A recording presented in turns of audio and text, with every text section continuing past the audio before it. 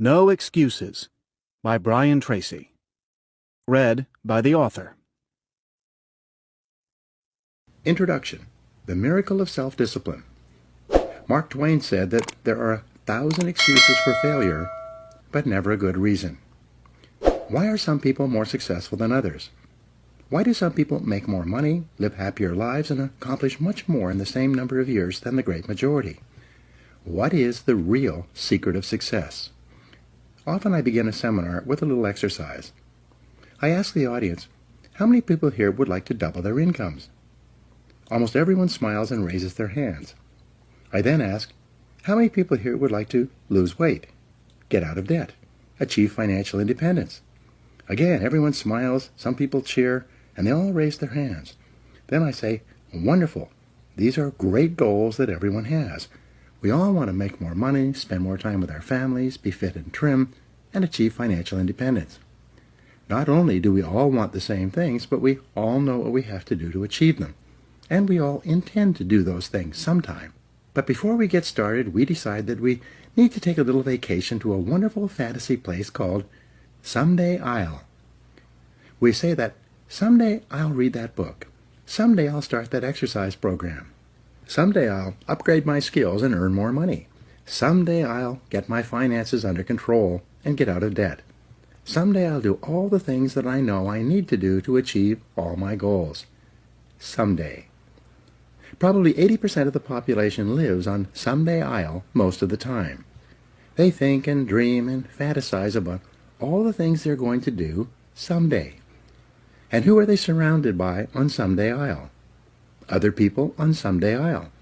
And what is the chief topic of conversation on Someday I'll? Excuses. They all sit around and swap excuses for being on the island. Why are you here? They ask each other. And, not surprisingly, their excuses are largely the same. I didn't have a happy childhood. I didn't get a good education. I don't have any money. My boss is really critical. My marriage is no good. No one appreciates me. Or, the economy is terrible. They have come down with the disease of excusitis, which is invariably fatal to success. They all have good intentions, but as everyone knows, the road to hell is paved with good intentions. The first rule of success is simple. Vote yourself off the island. No more excuses. Do it or don't do it, but don't make excuses. Stop using your incredible brain to think up elaborate rationalizations and justifications for not taking action. Do something. Do anything. Get on with it. Repeat to yourself, if it's to be, it's up to me. Losers make excuses. Winners make progress. Now, how can you tell if your favorite excuse is valid or not? It's simple. Look around and ask, is there anyone else who has my same excuse who is successful anyway? When you ask this question, if you're honest, you'll have to admit that there are thousands and even millions of people who've had it far worse than you, who have gone on to do wonderful things with their lives. And what thousands and millions of other people have done, you can do as well, if you try. It's been said that if people put as much energy into achieving their goals as they spend making up excuses for failure, they would actually surprise themselves. But first, you have to vote yourself off the island. Very few people start off with many advantages. Personally, I did not graduate from high school. I worked at laboring jobs for several years. I had a limited education, limited skills, and a limited future. And then I began asking that question. Why are some people more successful than others? This question changed my life. Over the years, I've read thousands of books and articles on the subjects of success and achievement. It seems that the reasons for these accomplishments have been discussed and written about for more than 2,000 years in every conceivable way. One quality that most philosophers, teachers, and experts agree on is the importance of self-discipline. Discipline is what you must have to resist the lure of excuses. It is self-discipline that enables you to vote yourself off the island. It is the key to a great life, and without it, no lasting success is possible. The development of self-discipline changed my life, and it will change yours as well. By continually demanding more from myself, I became successful in sales and then in management. I caught up on my schooling and took an MBA degree in my 30s, which required thousands of hours of determined study. I imported Suzuki vehicles into Canada before anyone else, set up 65 dealerships, and sold $25 million worth of the vehicles. And this is all after I had started with no knowledge of the industry.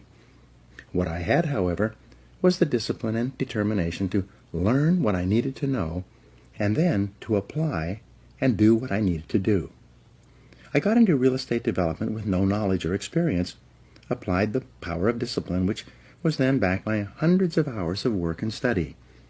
I then went on to build shopping centers, industrial parks, office buildings, and residential subdivisions. With self-discipline, I have built successful businesses in training, consulting, speaking, writing, recording, and distribution. My audio and video programs, books, seminars, and training programs have sold more than $500 million worth in 36 languages in 54 countries. Over the years, I've consulted for more than 1,000 companies and trained more than 5 million people in live seminars and talks. In every case, the practice of self-discipline has been essential to my success. I discovered that you can achieve almost any goal you set for yourself if you have the discipline to pay the price, to do what you need to do, and to never give up. So who should read this book? This book is written for ambitious, determined men and women who want to achieve everything that is possible for them in life. It is written for people who are hungry to do more, to have more, and to be more than they ever have been before. Perhaps the most important insight of all with regard to success is that to achieve greatly, you must become a different person. It is not the material things you accomplish or acquire that matter so much as it is the quality of the person that you must become to accomplish well above the average. The development of self-discipline is the high road that makes everything possible for you. This book will serve as your step-by-step guide to becoming a remarkable person who is capable of making remarkable achievements. A chance encounter reveals the reason for success. Some years ago, I was attending a conference in Washington, D.C. During the lunch break, I was eating at a nearby food fair. The area was crowded, so I sat down at the last open table by myself, even though it was a table for 4. A few minutes later, an older gentleman and a younger woman who appeared to be his assistant came along, carrying trays of food and obviously looking for a place to sit. Having lots of room at my table, I immediately arose and invited the older gentleman to join me. He was hesitant, but I insisted. Finally, he sat down quite thankfully, and we began to chat over lunch. It turned out that his name was Kopmeyer. As it happened, I immediately knew who he was. He was a legend in the field of success and achievement. Kopmeyer had written 4 best-selling books, each of which contained 250 success principles that he had derived from more than 50 years of research and study. I had read all 4 books from cover to cover, each more than once. After we had chatted for a while, I asked him the question that many people in this situation would ask. Of all the 1,000 success principles that you have discovered, which do you think is the most important? He smiled at me with a twinkle in his eye, as if he had been asked this question many times, and he replied without hesitating. The most important success principle of all was stated by Albert Hubbard, one of the most prolific writers in American history, at the beginning of the 20th century. He said, "Self-discipline is the ability to do what you should do, when you should do it, whether you feel like it or not." He went on to say, there are 999 other success principles that I have found in my reading and experience. But without self-discipline, none of them work. With self-discipline, they all work. Thus, self-discipline is the key to personal greatness. It's the magic quality that opens all doors for you and makes everything else possible. With self-discipline, the average person can rise as far and as fast as his talents and intelligence can take him. But without self-discipline, a person with every blessing of background, education, and opportunity will seldom rise above mediocrity. Your 2 worst enemies. Just as self-discipline is the key to success, the lack of self-discipline is the major cause of failure, frustration, underachievement, and unhappiness in life. It causes us to make excuses and sell ourselves short. Perhaps the 2 biggest enemies of success, happiness, and personal fulfillment are first, the path of least resistance, and second, the expediency factor. The path of least resistance is what causes people to take the easy way in almost every situation. They seek shortcuts to everything. They arrive at work at the last minute and leave at the first opportunity. They look for get-rich-quick schemes and easy money. Over time, they develop the habit of always seeking an easier, faster way to get the things they want, rather than doing what is hard but necessary to achieve real success. The expediency factor, which is an extension of the law of least resistance, is even worse when leading people to failure and underachievement. This principle says, people invariably seek the fastest and easiest way to get the things they want right now, with little or no concern for the long-term consequences of their behaviors. In other words, most people do what is expedient, what is fun and easy, rather than what is necessary for success. Every day, and every minute of every day, there's a battle going on inside of you between doing what is right, hard, and necessary, like the angel on one shoulder, or doing what is fun, easy, and of little or no value, like the devil on your other shoulder. Every minute of every day you must fight and win this battle with the expediency factor and resist the pull of the path of least resistance if you truly desire to become everything you are capable of becoming. Take control of yourself. Another definition of self-discipline is self-mastery. Success is only possible when you can master your own emotions, appetites, and inclinations. People who lack the ability to master their appetites become weak and dissolute, as well as unreliable in other things as well. Self-discipline can also be defined as self-control. Your ability to control yourself and your actions, control what you say and do, and ensure that your behaviors are consistent with your long-term goals and objectives is the mark of the superior person. Discipline has been defined as self-denial. This requires that you deny yourself the easy pleasures, the temptations that lead so many people astray, and instead discipline yourself to do only those things that you know are right for the long term and appropriate for the moment. Self-discipline requires delayed gratification, the ability to put off satisfaction in the short term in order to enjoy greater rewards in the long term. Think long term. Sociologist Dr. Edward Banfield of Harvard University conducted a 50-year study into the reasons for upward socioeconomic mobility in America. He concluded that the most important single attribute of people who achieved great success in life was long-time perspective. Banfield defined time perspective as the amount of time an individual takes into consideration when determining his present actions. In other words, the most successful people are long-term thinkers. They look into the future as far as they can to determine the kind of people they want to become and the goals they want to achieve. They then come back to the present and determine the things that they will have to do or not do to achieve their desired futures. This practice of long-term thinking applies to work, career, marriage, relationships, money, and personal conduct, each of which is covered in the pages ahead. Successful people make sure that everything they do in the short term is consistent with where they want to end up in the long term. They practice self-discipline at all times. Perhaps the most important word in long-term thinking is sacrifice. Superior people have the ability throughout their lives to make sacrifices in the short term, both large and small, so as to assure greater results and rewards in the long term. You see this willingness to sacrifice in people who spend many hours and even years preparing, studying, and upgrading their skills to make themselves more valuable so that they can have a better life in the future, rather than spending most of their time socializing and having fun in the present. Longfellow once wrote, "Those heights by great men won and kept were not achieved by sudden flight, but they, while their companions slept, were toiling upward in the night." Your ability to think, plan, and work hard in the short term, and to discipline yourself to do what is right and necessary before you do what is fun and easy, is the key to creating a wonderful life for yourself.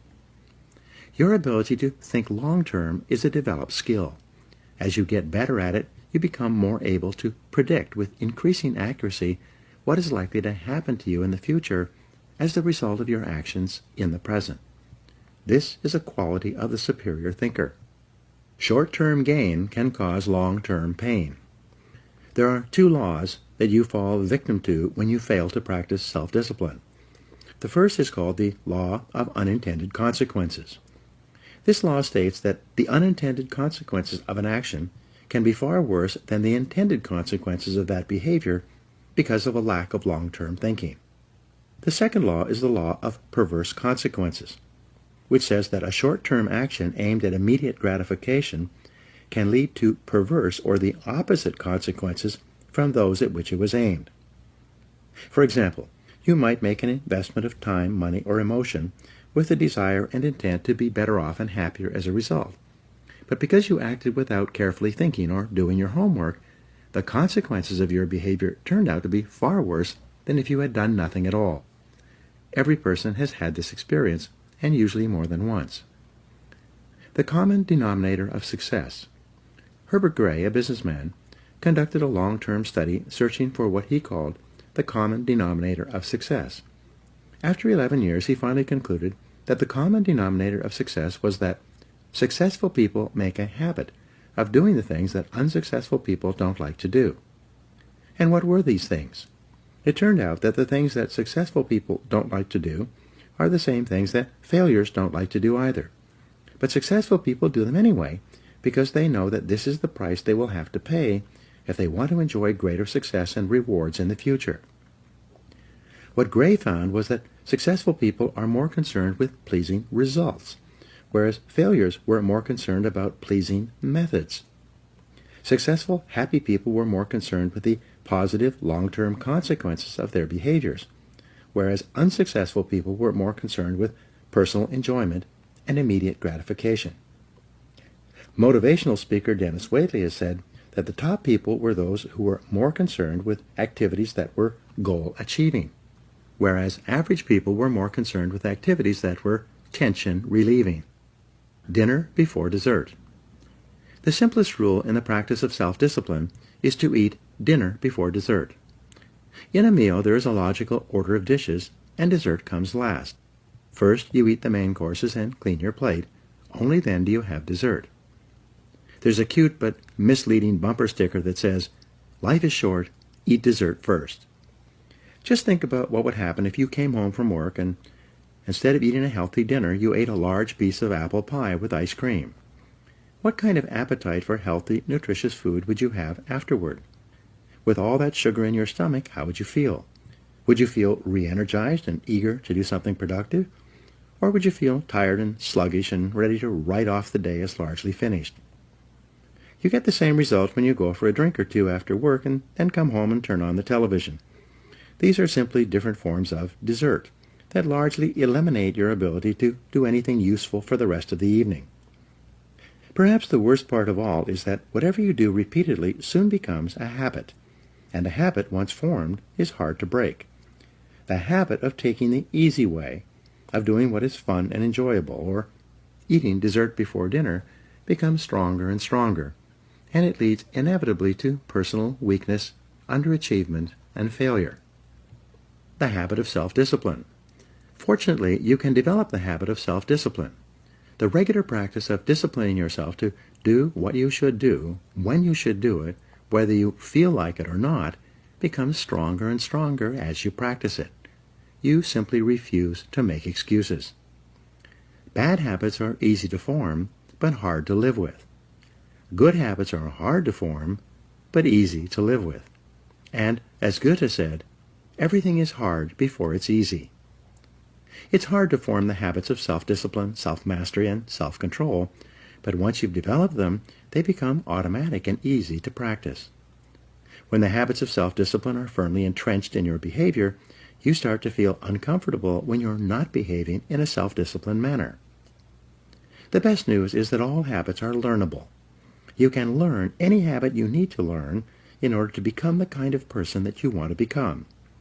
You can become an excellent person by practicing self-discipline whenever it's called for.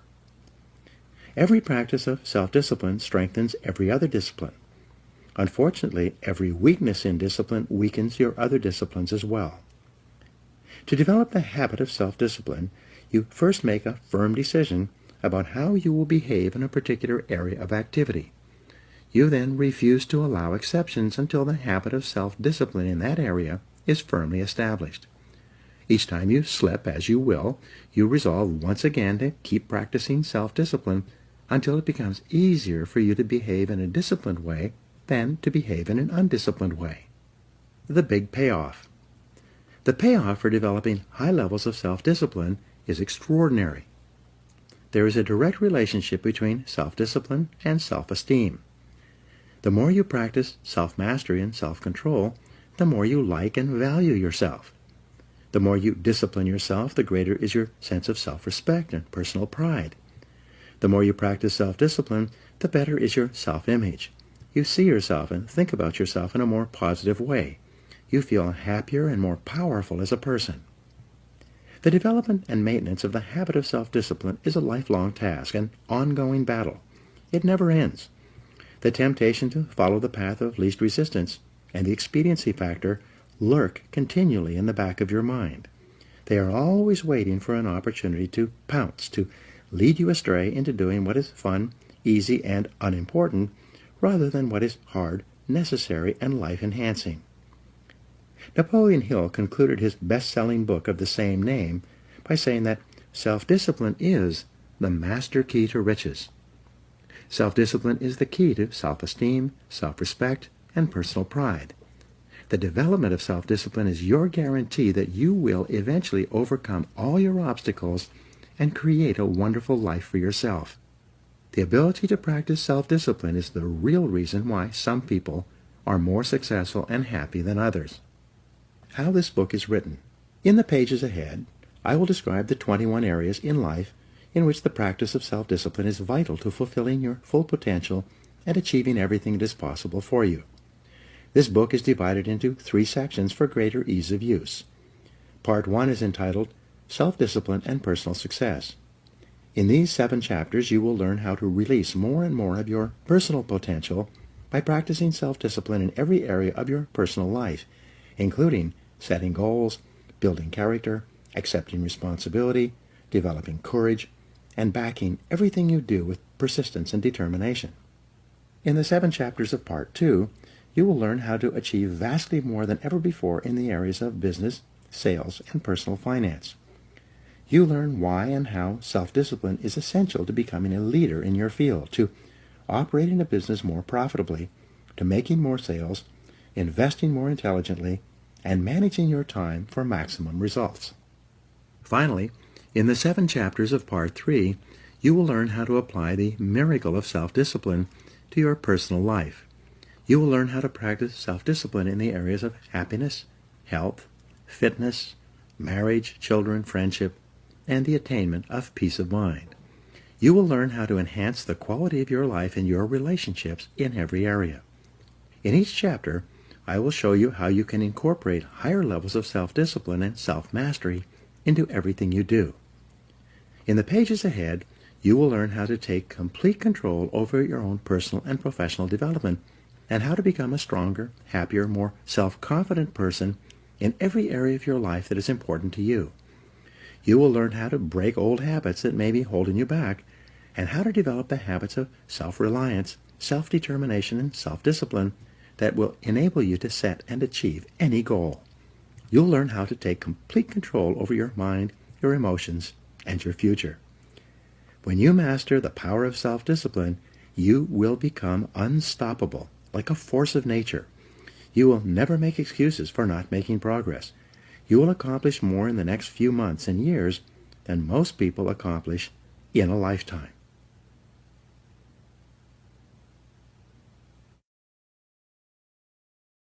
Part 1. Self-Discipline and Personal Success. Your success in life depends more on the person you become than on the things you do or acquire. As Aristotle wrote, the ultimate end of life is the development of character. In these chapters you will learn how to develop and use discipline in order to become an excellent person. You'll learn how to develop greater self-esteem, self-respect, and personal pride. You will learn the essential disciplines required for personal greatness and how to build them into your own character and personality. Chapter 1. Self-Discipline and Success. Plato wrote, "The first and best victory is to conquer self." Why do some people accomplish so much more in their personal and professional lives than others? This question has occupied some of the very best minds throughout human history. More than 2,300 years ago, Aristotle wrote that the ultimate aim of human life is to be happy. He said that the great question that each of us must answer is, how shall we live in order to be happy? Your ability to ask and answer that question correctly for yourself, and then to follow where your answer leads you, will largely determine whether you achieve your own happiness and how soon. Begin with your own personal definition. How do you define success? If you could wave a magic wand and make your life perfect in every way, what would it look like? Describe your ideal life. If your business, work, and career were ideal in every way, what would they look like? What would you be doing? What sort of a company would you work for? What position would you have? How much money would you earn? What kind of people would you work with? And especially, what would you need to do more or less of to create your perfect career? If your family life were perfect in every way, what would it look like? Where would you live? And how would you be living? What kind of a lifestyle would you have? What sort of things would you want to have and do with the members of your family? If you had no limitations, and you could wave a magic wand, in what ways would you change your family life today? If your health were perfect, how would you describe it? How would you feel? How much would you weigh? How would your levels of health and fitness be different from what they are today? Most of all, what steps could you take immediately to begin moving toward your ideal levels of health and energy? If your financial situation were ideal, how much would you have in the bank? How much would you be earning each month and each year from your investments? If you had enough money so that you never had to worry about finances again, how much would that be? And what steps could you take starting today to create your ideal financial life? Do your own thing. A popular definition of success is being able to live your life in your own way, doing only those things that you want to do, with the people who you choose in the situations you desire. In each case, when you begin to define what success means to you, you can immediately see things that you should be doing more of or less of in order to begin creating your ideal life. And the biggest thing that holds you back from moving in the direction of your dreams is usually a lack of self-discipline and your favorite excuses. It's not that you don't know what to do, but rather that you don't have the discipline to make yourself do what you should do, whether you feel like it or not. Join the top 20%. In our society, the top 20% of people earn 80% of the money and enjoy 80% of the riches and rewards. This Pareto principle has been proven over and over again since it was first formulated in 1895 by Vilfredo Pareto. Your first goal in your career should be to get into the top 20% in your chosen field. In the 21st century, there's a premium on knowledge and skill. The more knowledge you acquire and the greater skill that you apply, the more competent and valuable you become. As you get better at what you do, your income-earning ability increases like compound interest. Unfortunately, the majority of people, the bottom 80%, make little or no effort to upgrade their skills.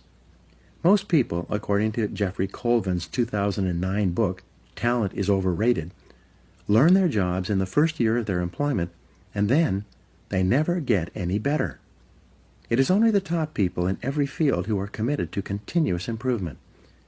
Because of this increasing disparity of productive ability, based on knowledge, skill, and hard work, the top 1% of people in America today control as much as 33% of the financial assets, starting with nothing. Interestingly, almost everyone starts out the same in life, with little or nothing. Almost all fortunes in America and worldwide are first generation. This means that most individuals started with little or nothing and earn everything they own in their current lifetime. The wealthiest people in America are almost all first-generation multi-billionaires. This is the case with wealthy Americans such as Bill Gates, Warren Buffett, Larry Ellison, Michael Dell, and Paul Allen. Fully 80% of millionaires and multimillionaires started with little money, often penniless and sometimes deeply in debt, with few advantages, such as Sam Walton, who died worth more than $100 billion. Why have these people been able to achieve so much when so many have achieved so little?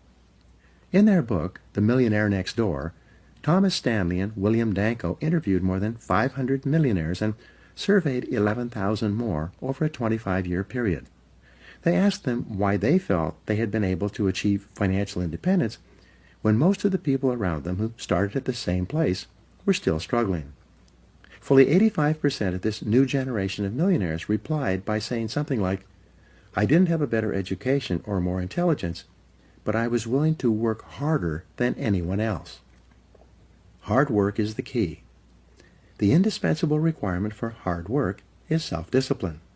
Success is only possible when you can overcome the natural tendency to cut corners and take the easy way. Lasting success is only possible when you can discipline yourself to work hard for a long, long time. As I mentioned in the introduction, I started my own life with no money or advantages.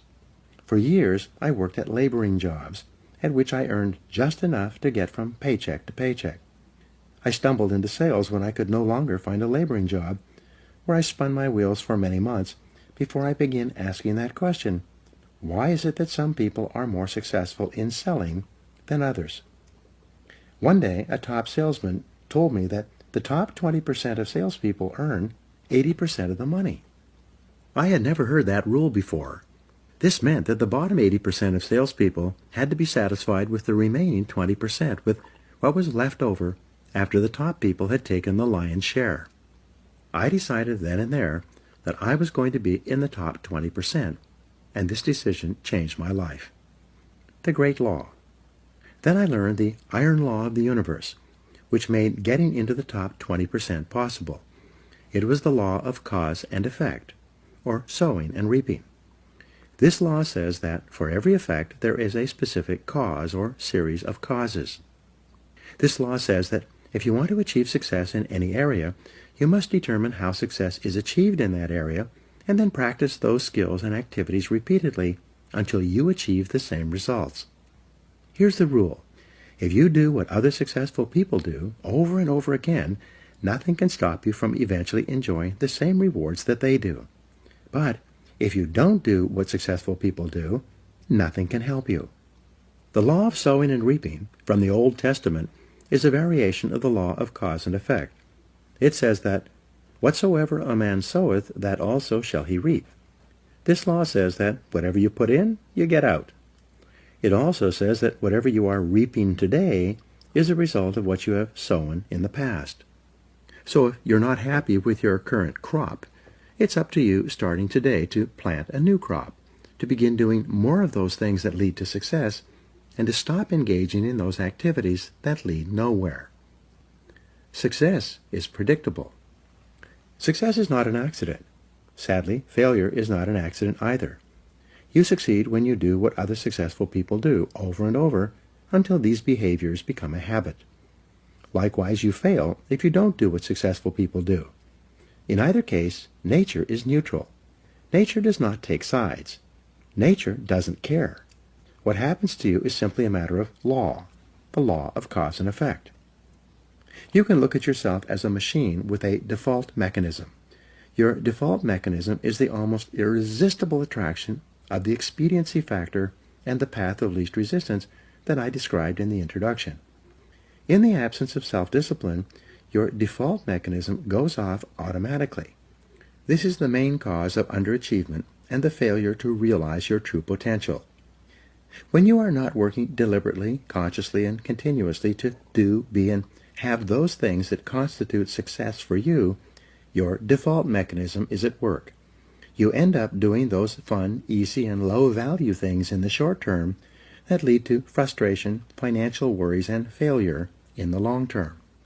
The great oil man, H.L. Hunt, who was at one time the richest self-made billionaire in the world, was once asked by a television journalist for his secrets of success. He replied, there are only 3 requirements for success. First, decide exactly what it is you want in life. Second, determine the price that you're going to have to pay to get the things you want. And third, and this is most important, resolve to pay that price. One of the most important requirements for success, once you have decided what it is that you want, is the quality of willingness. Successful people are willing to pay the price, whatever it is and for as long as it takes, until they achieve the results they desire. Everyone wants to be successful. Everyone wants to be healthy, happy, thin, and rich. But most people are not willing to pay the price. Occasionally, they may be willing to pay part of the price, but they're not willing to pay the whole price. They always hold back. They always have some excuse or rationalization for not disciplining themselves to do everything that they need to do to achieve their goals. Pay the price. How can you tell when you have paid the full price of success? It's simple. Look around you. There it is. You can always tell how much of the price of success you have paid by looking at your current lifestyle and your bank account. By the law of correspondence, your outer world will, like a mirror, always reflect the person you are and the price that you have paid on the inside. There's an interesting point about the price of success. It must always be paid in full and in advance. Success, however you define it, is not like a restaurant where you pay after you've enjoyed your meal. Instead, it's like a cafeteria, where you can choose whatever you want, but you must pay for it before you eat it. Motivational speaker Zig Ziglar says, "The elevator to success is out of order, but the stairs are always open." Learn from the experts. Kopp Koppmeyer, who I mentioned in the introduction, also told me that the second most important success principle after self-discipline is that you must learn from the experts. He said you will never live long enough to learn it all for yourself. If you want to be successful, your first job is to learn what you need to learn in order to achieve the success you desire. Learn from the experts. Read their books. Listen to their audio programs. Attend their seminars. Write to them or approach them directly and ask for advice. Sometimes one idea is all you need to change the direction of your life. Let me give you an example of what I mean. Some years ago, I was referred by a friend to an excellent dentist. I learned later that he had a superb reputation. He was called the dentist's dentist. He was the dentist that the other dentists went to when they needed excellent dental work. He told me that he attended every major dental conference that he could. When he was there, he attended every session, listening to dentists from all over the country and all over the world discuss the latest breakthroughs in dental technology. One week, at great sacrifice in time and money, he attended an international dental conference in Hong Kong. At that conference, he sat in on a session given by a Japanese dentist who had discovered a new technology in cosmetic surgery that improved the appearance of teeth and enabled people to look handsome or beautiful indefinitely. He returned to San Diego and immediately began using the new technique in his practice. Soon, he became excellent in this area and developed a national reputation. Within a couple of years, people were coming to him from all over southwestern United States for this treatment. Because he had developed this expertise, he could raise his fees again and again. Eventually, he had made so much money that he was able to retire at the age of 55, financially independent and able to spend the rest of his life with his family, traveling and fulfilling his dreams. The point of this story is that by continually seeking out ideas and advice from other experts in his field, he came across a new technology that helped him become the leader in his field and saved him 10 years of hard work in order to achieve the same level of financial success. This could happen to you as well, but only if you become a lifelong student of your craft. Mental and physical fitness need to be ongoing. Achieving success is like achieving physical fitness. It is like bathing, brushing your teeth, and eating. It is something that you need to do continuously every day. Once you begin, you never stop until your life and career are over and you've achieved all the success you desire. Not long ago, I was giving a seminar in Seattle. Just before the break, I encouraged people to buy and listen to my audio programs on sales, time management, and personal success. At the break, several people came up to me to ask me questions about the seminar content. One salesman pushed his way forward and said loudly, "When you encourage people to buy your programs, you should tell them the whole truth." I asked, "How do you mean?" He went on to say, "You are not telling the whole truth about your programs. You should tell people that they only work for a certain period of time, and then they stop working."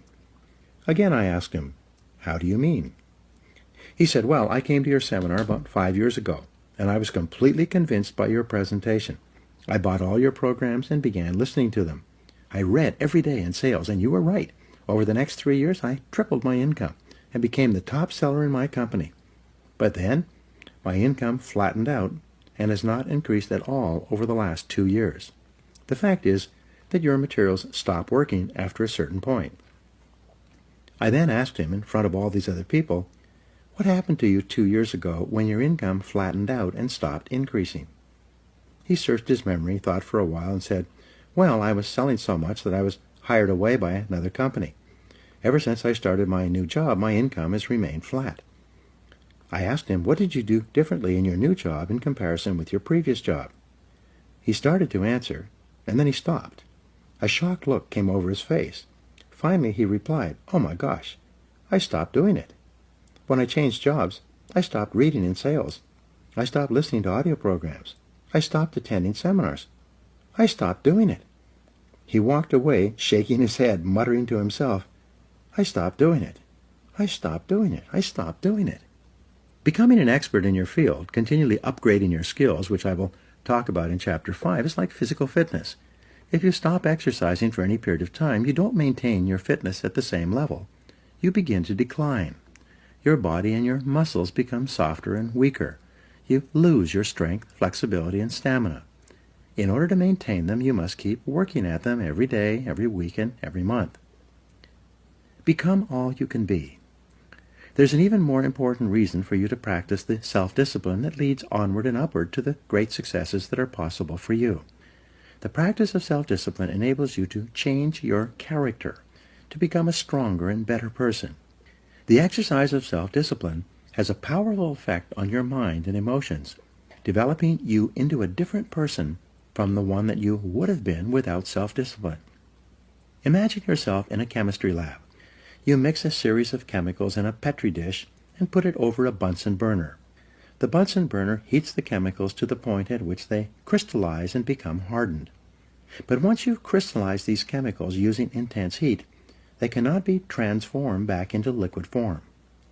In the same way, your personality begins like a liquid, soft, fluid, and formless. But as you apply the heat of self-discipline, as you exert yourself to do what is hard and necessary, rather than what is fun and easy, your personality crystallizes and hardens at a higher level as well. The greatest benefit you enjoy from exerting self-discipline in the pursuit of your goals is that you become a different person. You become stronger and more resolute. You develop greater self-control and determination. You actually shape and strengthen your personality and transform yourself into a better person. The rule is that to become someone that you have never been before, you must do something that you have never done before. This means that to develop a superior character, you must exert ever higher levels of self-discipline and self-mastery on yourself. You must do the things that average people don't like to do. Another success principle is that to achieve something that you've never achieved before, you must learn and practice qualities and skills that you've never had before. By practicing self-discipline, you become a new person. You become better, stronger, and more clearly defined. You develop higher levels of self-esteem, self-respect, and personal pride. You move yourself up the ladder of human evolution and become a person of higher character and resolve. Success is its own reward. The wonderful thing about the achievement of success is that every step in that direction is rewarding in itself. Each step you take toward becoming a better person and accomplishing more than you ever have before makes you feel happier, more confident, and more fulfilled. You've heard it said that nothing succeeds like success. What this means is that the greatest reward of success is not the money you make, but rather the excellent person you become in the process of striving toward success and exerting self-discipline every time it's required. In the next chapter, I will explain to you how you can become the truly excellent person you are capable of becoming. Now, Here are some action exercises. Take out a pen right now and write down your answers to the questions below. 1. If your work life and career were ideal, what would they look like? What one discipline could you develop that would help you to achieve it? 2. If your family life were ideal, what would it look like? And what one discipline would help you the very most to make it a reality? 3. If your health were perfect in every way, what discipline would you have that would make that possible? 4. If your financial situation were ideal today, what one discipline would you have that would help you the most? 5. Why aren't you already as successful as you would like to be? And what one discipline would help you the most to achieve all your goals? 6. What one skill could you develop that would help you to realize more of your goals? And 7. If you could wave a magic wand and be completely disciplined in any one area, which one discipline would have the greatest positive impact on your life?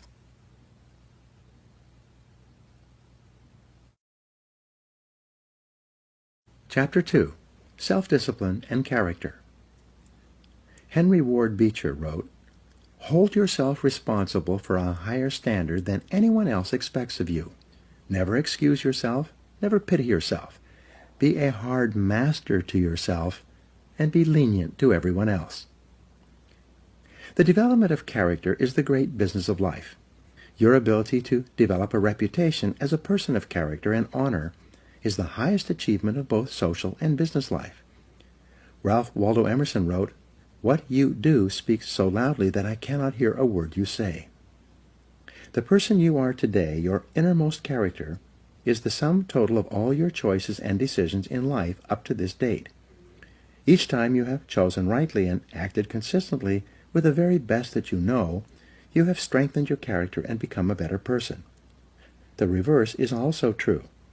Each time you have compromised, taken the easy way, or behaved in a manner inconsistent with what you knew to be right, you have weakened your character and softened your personality. The great virtues. There are a series of virtues or values that are usually possessed by a person of character. These are courage, compassion, generosity, temperance, persistence, and friendliness, among others. We'll talk about some of these in Part 3 of this book. Coming before all these values, however, is the most important one of all when determining the depth and strength of your character: integrity. It is your level of integrity, living in complete truth with yourself and others, that demonstrates more than anything else the quality of your character. In a way, integrity is actually the value that guarantees all the other values. When your level of integrity is higher, you are more honest with yourself and more likely to live consistently with all the other values that you admire and respect. However, it takes tremendous self-discipline to become a person of character. It takes considerable willpower to always do the right thing in every situation. And it takes both self-discipline and willpower to resist the temptation to cut corners, to take the easy way, or to act for short-term advantage. All of life is a test to see what you are really made of deep down inside. Wisdom can be developed in private through study and reflection, but character can only be developed in the give and take of daily life, when you are forced to choose and decide among alternatives and temptations. The test of character. It is only when you are under pressure, when you are forced to choose one way or another to either live consistently with a value or to compromise it, that you demonstrate your true character. Emerson also said, "Guard your integrity as a sacred thing. Nothing at last is sacred except the integrity of your own mind." You are a choosing organism. You are constantly making choices, one way or the other. Every choice you make is a statement about your true values and priorities. At each moment, you choose what is more important or of higher value to you over what is less important or of lesser value. The only bulwark against temptation, the path of least resistance, and the expediency factor is character. The only way you can develop your full character is by exerting your willpower in every situation when you are tempted to do what is easy and expedient rather than what is correct and necessary. the big payoff. The payoff for becoming a person of character, for exercising your willpower and self-discipline to live consistently with the very best that you know, is tremendous. When you choose the higher value over the lower, the more difficult over the easy, the right over the wrong, you feel good about yourself. Your self-esteem increases. You like and respect yourself more. You have a greater sense of personal pride. In addition to feeling excellent about yourself when you behave with character, you also earn the respect and esteem of all the people around you. They will look up to you and admire you. Doors will be opened for you. People will help you. You'll be paid more, promoted faster, and given even greater responsibilities. As you become a person of honor and character, opportunities will appear all around you. On the other hand, you can have all the intelligence, talent, and ability in the world, but if people do not trust you, you will never get ahead. People will not hire you, and if they do, they will de-hire you as soon as possible. Financial institutions will not lend you money. Because birds of a feather flock together, the only associates, never friends, you will ever have will be other people of questionable character. Furthermore, since the people you associate with have a major effect on your attitude and personality, you make or break your entire life with the quality of your character or the lack thereof. The development of character. Aristotle wrote, "All advancement in society begins with the development of the character of the young." This means that advancement in your life begins with the learning and practice of values. You learn values in one or all of three ways: instruction, study, and practice. Let's look at each of these more closely. Teach your children values. One of the chief roles of parenting is to teach children values. This requires patient instruction and explaining values to them over and over again as they are growing up. Once is never enough. The value and the importance of living by that value must be explained. Parents must not only give illustrations, but also contrast the adherence to a value, especially that of telling the truth, with its opposite, that of lying or telling half-truths. Children are very susceptible to the lessons they receive from the important people in their lives as they are growing up. They accept what you say as their parent as a fact, as absolute truth. They absorb what you say like a sponge. You write your description of values on their souls, which are like wet clay, so that what you write becomes a permanent part of the way they see the world and relate to life. More than anything else, as we'll see in Chapter 19, you demonstrate your values in your behavior.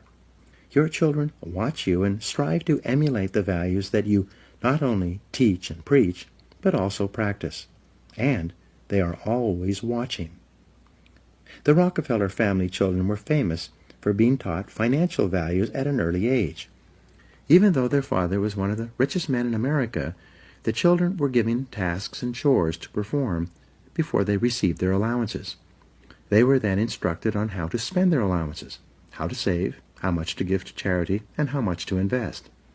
As a result, they grew up to become successful businessmen and statesmen, unlike children who had grown up in wealthy homes who were seldom disciplined in money matters.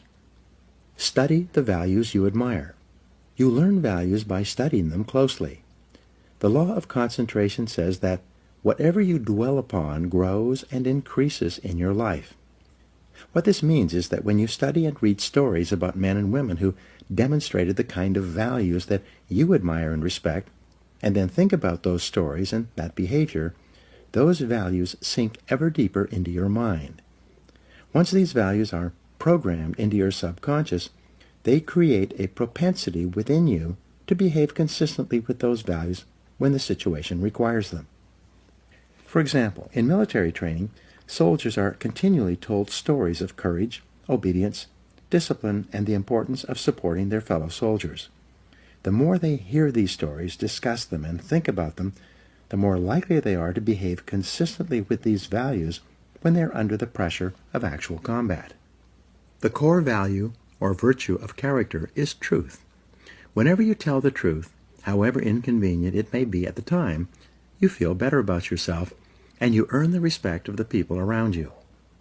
One of the highest accolades you can pay another person is to say that, he or she always tells the truth. Emulate the people you most admire. Much of your character is determined by the people you most admire, both living and dead. Who are they? Looking over your life and history, make a list of the people whom you most admire, and next to their names, write out the virtues or values that they most represent to you. If you could spend an afternoon with anyone, living or dead, what one person would you choose? Why would you choose that person? What would you talk about during your afternoon together? What questions would you ask, and what would you want to learn? Consider this as well. Why would that person want to spend an afternoon with you? What are the virtues and values that you have developed that make you a valuable and interesting person? What makes you special? Practice the values you respect. You develop values by practicing them whenever they are called for. As the Roman Stoic philosopher Epictetus said, "Circumstances do not make the man, they merely reveal him to himself." When a problem occurs, people tend to react automatically based on the highest values that they have developed up to that moment. We develop values by repetition, by behaving consistently with a particular value over and over again until it becomes a habit and locks in so that we come to practice it automatically. Men and women with highly developed characters behave in a manner consistent with their highest values, and they do so without thought or hesitation. There's no question in their minds about whether or not they are doing the right thing. The structure of personality. The psychology of character involves the three parts of your personality: your self-ideal, your self-image, and your self-esteem. Your self-ideal is that part of your mind composed of your values, virtues, ideals, goals, aspirations, and your idea of the very best person that you could possibly be. In other words, your self-ideal is composed of those values that you most admire in others and most aspire to possess in yourself. The most important part of your self-ideal is summarized in the word clarity. Superior people are those who are absolutely clear about who they are and what they believe. They have complete clarity about the values they believe in and what they stand for. They are not confused or indecisive. They are firm and resolute when it comes to any decision in which a value is involved. On the other hand, weak and irresolute people are fuzzy and unclear about their values. They have only a vague notion of what is right or wrong in any situation. As a result, they take the path of least resistance and act expediently. They do whatever seems to be the fastest and easiest thing to get what they want in the short term, giving little or no consideration or concern about the consequences of their acts. The evolution of character. In biology, life forms are categorized from the least to the most complex, from single-celled plankton all the way up to the increasingly complex spectrum of life to the human being. Similarly, human beings can be organized along a spectrum as well, from the least to the most developed. The lowest forms of humans are those with no values, virtues, or character. These people always act expediently and take the path of least resistance in their search for immediate gratification. At the highest levels of development of the human race, however, are those men and women of complete integrity, who would never compromise their honesty or their character for anything, including the threat of financial loss, pain, or even death. George Washington is famous for his honesty, which was demonstrated in the story in which he admitted that he had cut down the cherry tree. In the same vein, the founding fathers of the United States wrote that we hereby pledge our lives, our fortunes, and our sacred honor to the signing of the Declaration of Independence. In his book, Trust, The Social Virtues and the Creation of Prosperity, philosopher Francis Fukuyama observed that societies worldwide can be divided into two kinds: high trust and low trust. He also argues that the highest trust societies, those in which integrity is most admired, encouraged, and respected, are also the most law-abiding, free, and prosperous. At the other end of the societal spectrum, however, are those societies characterized by tyranny, thievery, dishonesty, and corruption. Each of these are, without exception, both undemocratic and poor. Trust is the key. Trust is the lubricant of human relationships. Where there is high trust among and between people, economic activity flourishes and there are opportunities for all. On the other hand, where there is low trust, economic resources are squandered in an attempt to protect against thievery and corruption, or those resources are not available at all. In the United States, we have the Constitution and Bill of Rights. These documents lay out the rules by which Americans agree to live. They create the structure of our government and guarantee our rights. But they assume that our elected representatives will be men and women of honor, committed to protecting and defending those rights. They attempt to assure that only men and women of character can thrive and prosper over the long term in our economic, political, and social system. They aim to assure that in most cases, only men and women of character can rise to high positions in society. Although our system is not perfect and people of questionable character occasionally rise to positions of prominence, it is seldom for very long. The basic demand of Americans for honesty and integrity eventually leads to the exposure and censure of dishonest people. The demand for men and women of character continues unabated. Your self-image, your inner mirror. The second part of your personality is your self-image. This is the way we see and think about ourselves, especially prior to any event of importance.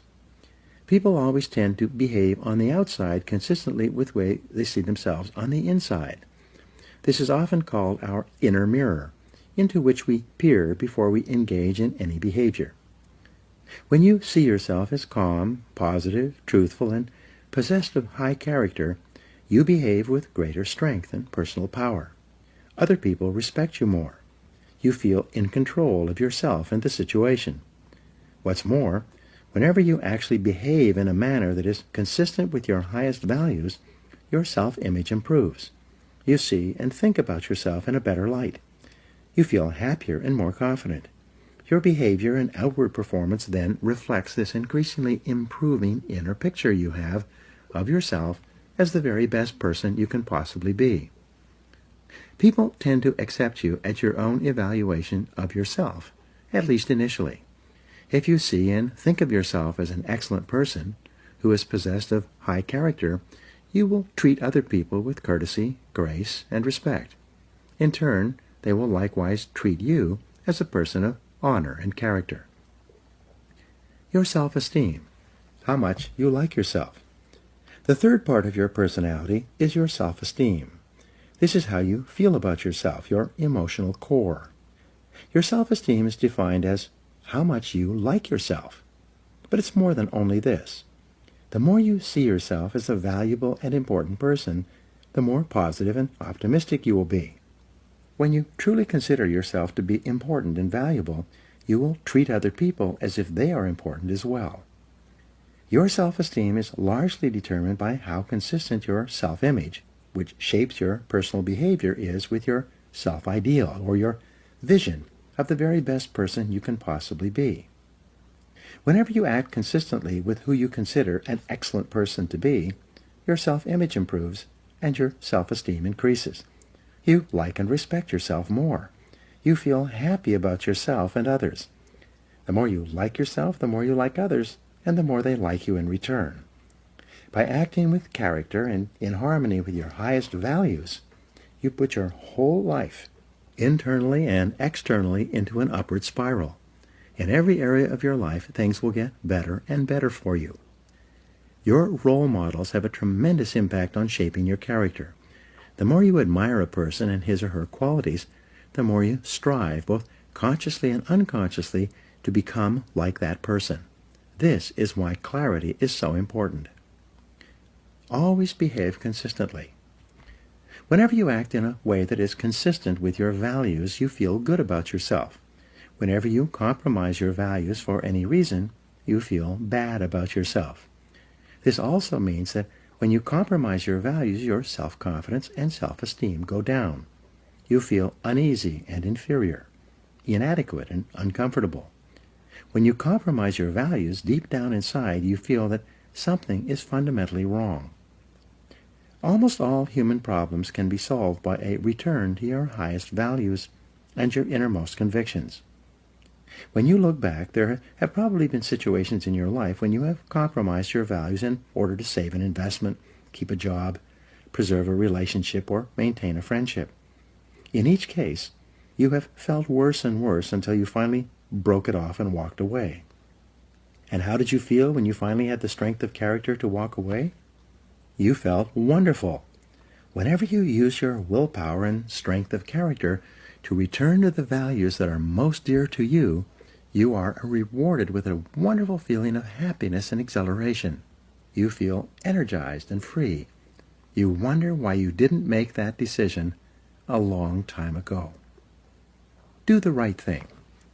In the development of character that is based on self-discipline and willpower, long-term thinking is essential. The more you think about the long-term consequences of your behavior, the more likely it is that you will do the right thing in the short term. So when you have to make a choice or decision, always ask the magic question, what's important here? Practice the universal maxim of Immanuel Kant, the philosopher. He said, resolve to behave as though your every act were to become a universal law for all people.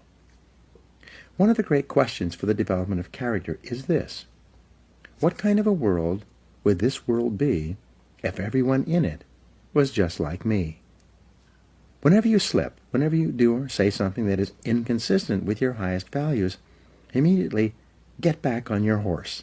Say to yourself, this is not like me, and resolve that next time you'll do better. What you dwell upon grows. If you are in a situation today in which you are not living up to your highest values, make a decision this very minute to confront the situation and straighten it out. The minute you do, you will once again feel happy and back in control. There's an old Indian story. On my shoulders are two wolves. One is a black wolf, evil, who continually tempts me to do and say the wrong things. On my other shoulder is a white wolf that continually encourages me to live up to my very best. A listener asked the old man, which of these wolves has the greatest power over you? The old man replied, the one I feed. By the law of concentration, whatever you dwell upon grows and increases in your life. When you think and talk about the virtues and values that you most admire and respect, you therefore program those values deeper and deeper into your subconscious until they begin to operate automatically in every situation. Whenever you exercise your self-discipline and willpower to live your life consistently with those values that you most aspire to be known for, you begin to move rapidly along the path to becoming an excellent person. Now here are some action exercises for you. Take out a sheet of paper and write out your answers to these questions. 1. Name 3 people, living or dead, who you most admire, and describe one quality of each of them that you respect. 2. Determine the most important virtue or quality in your life that you strive the most to practice or emulate. 3. Identify those situations in which you feel the most confident, in which you feel like the very best person you could possibly be. 4. What situations give you your greatest feelings of self-esteem and personal worth? 5. If you are already an excellent person in every respect, how would you behave differently from today onward? 6. What one quality would you like people to think of when your name is mentioned, and what could you do to ensure this happens? 7.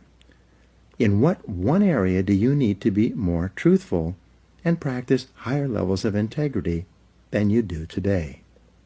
Whatever your answers, write them down, and then begin to practice them.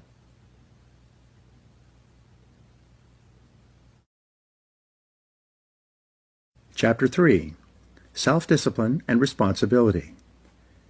J. Paul Getty said, the individual who wants to reach the top in business must appreciate the might and force of habit. He must be quick to break those habits that can break him, and hasten to adopt those practices that will become the habits that help him achieve the success he desires. Your ability and willingness to discipline yourself to accept personal responsibility for your life is essential to happiness, health, success, achievement, and personal leadership. Accepting responsibility is one of the hardest of all disciplines, but without it, no success is possible.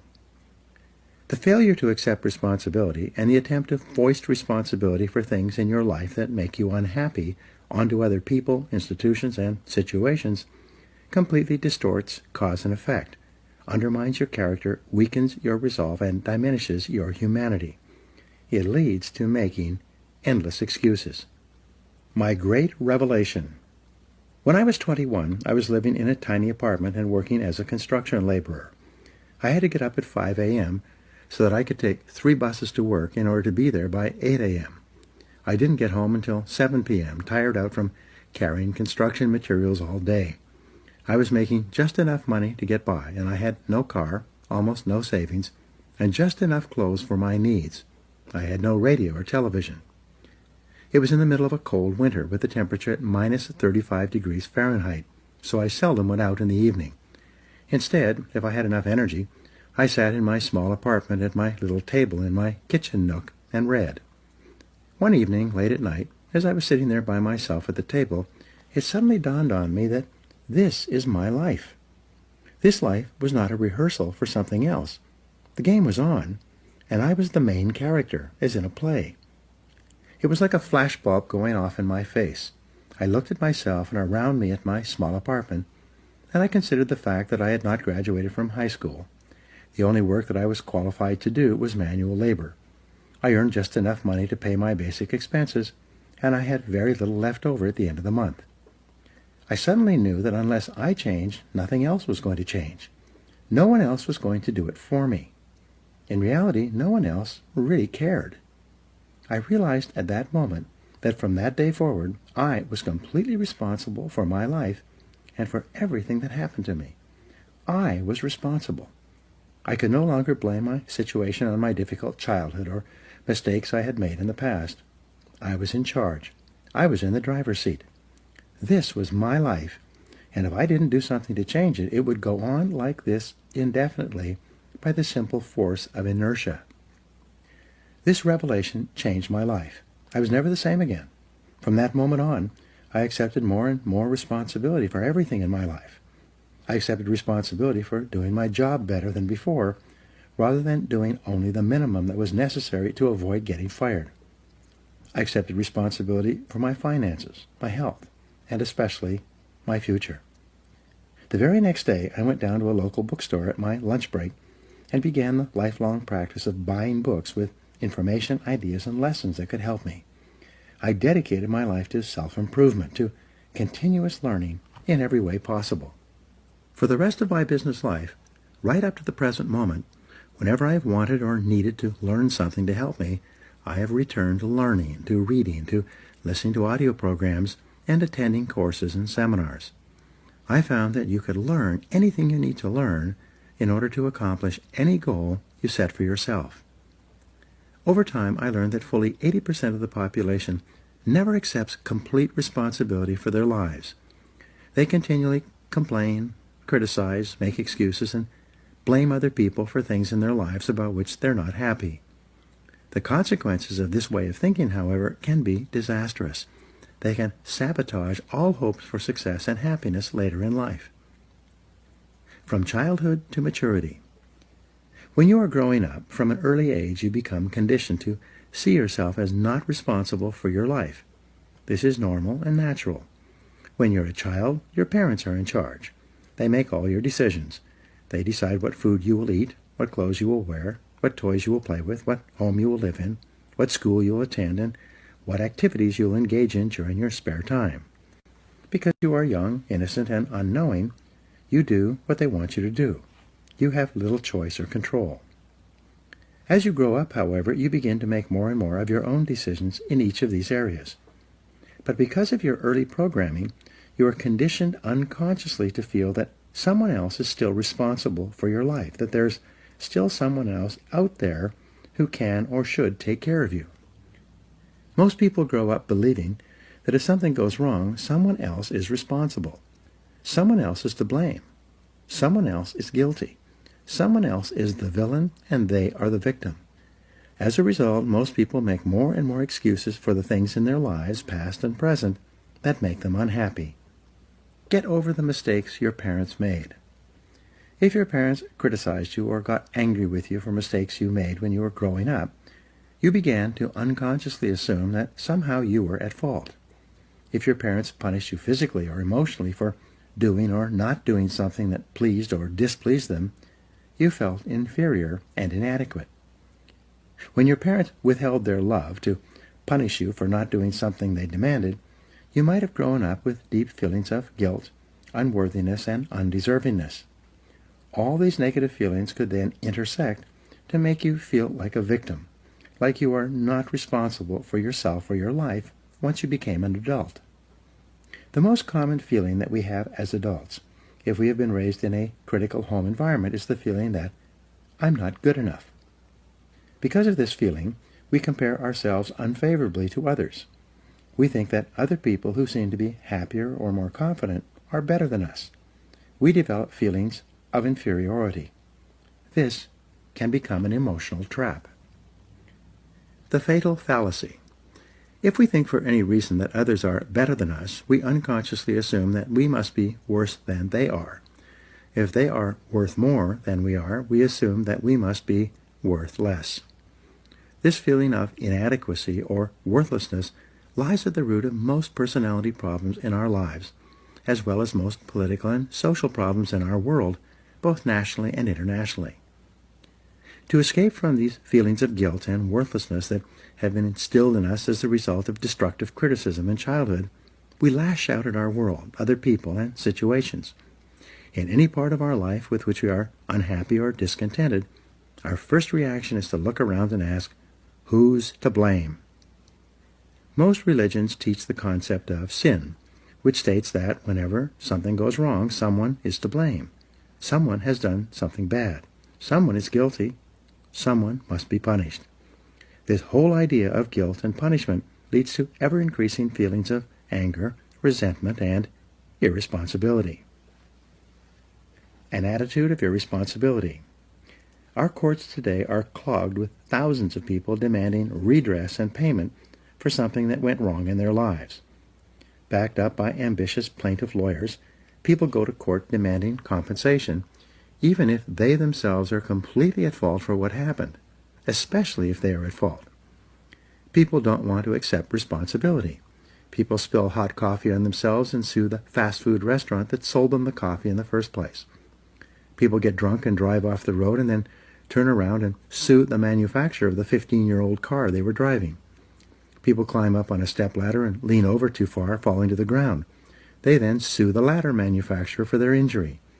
In each case, people are attempting to escape responsibility for their own behaviors by blaming someone else, making excuses, and then demanding compensation. Eliminating negative emotions. The common denominator of all people is the desire to be happy. In its simplest terms, happiness arises from the absence of negative emotions. Where there are no negative emotions, all that is left is positive emotions. Therefore, the elimination of negative emotions is your great business in life if you truly wish to be happy. There are dozens of negative emotions.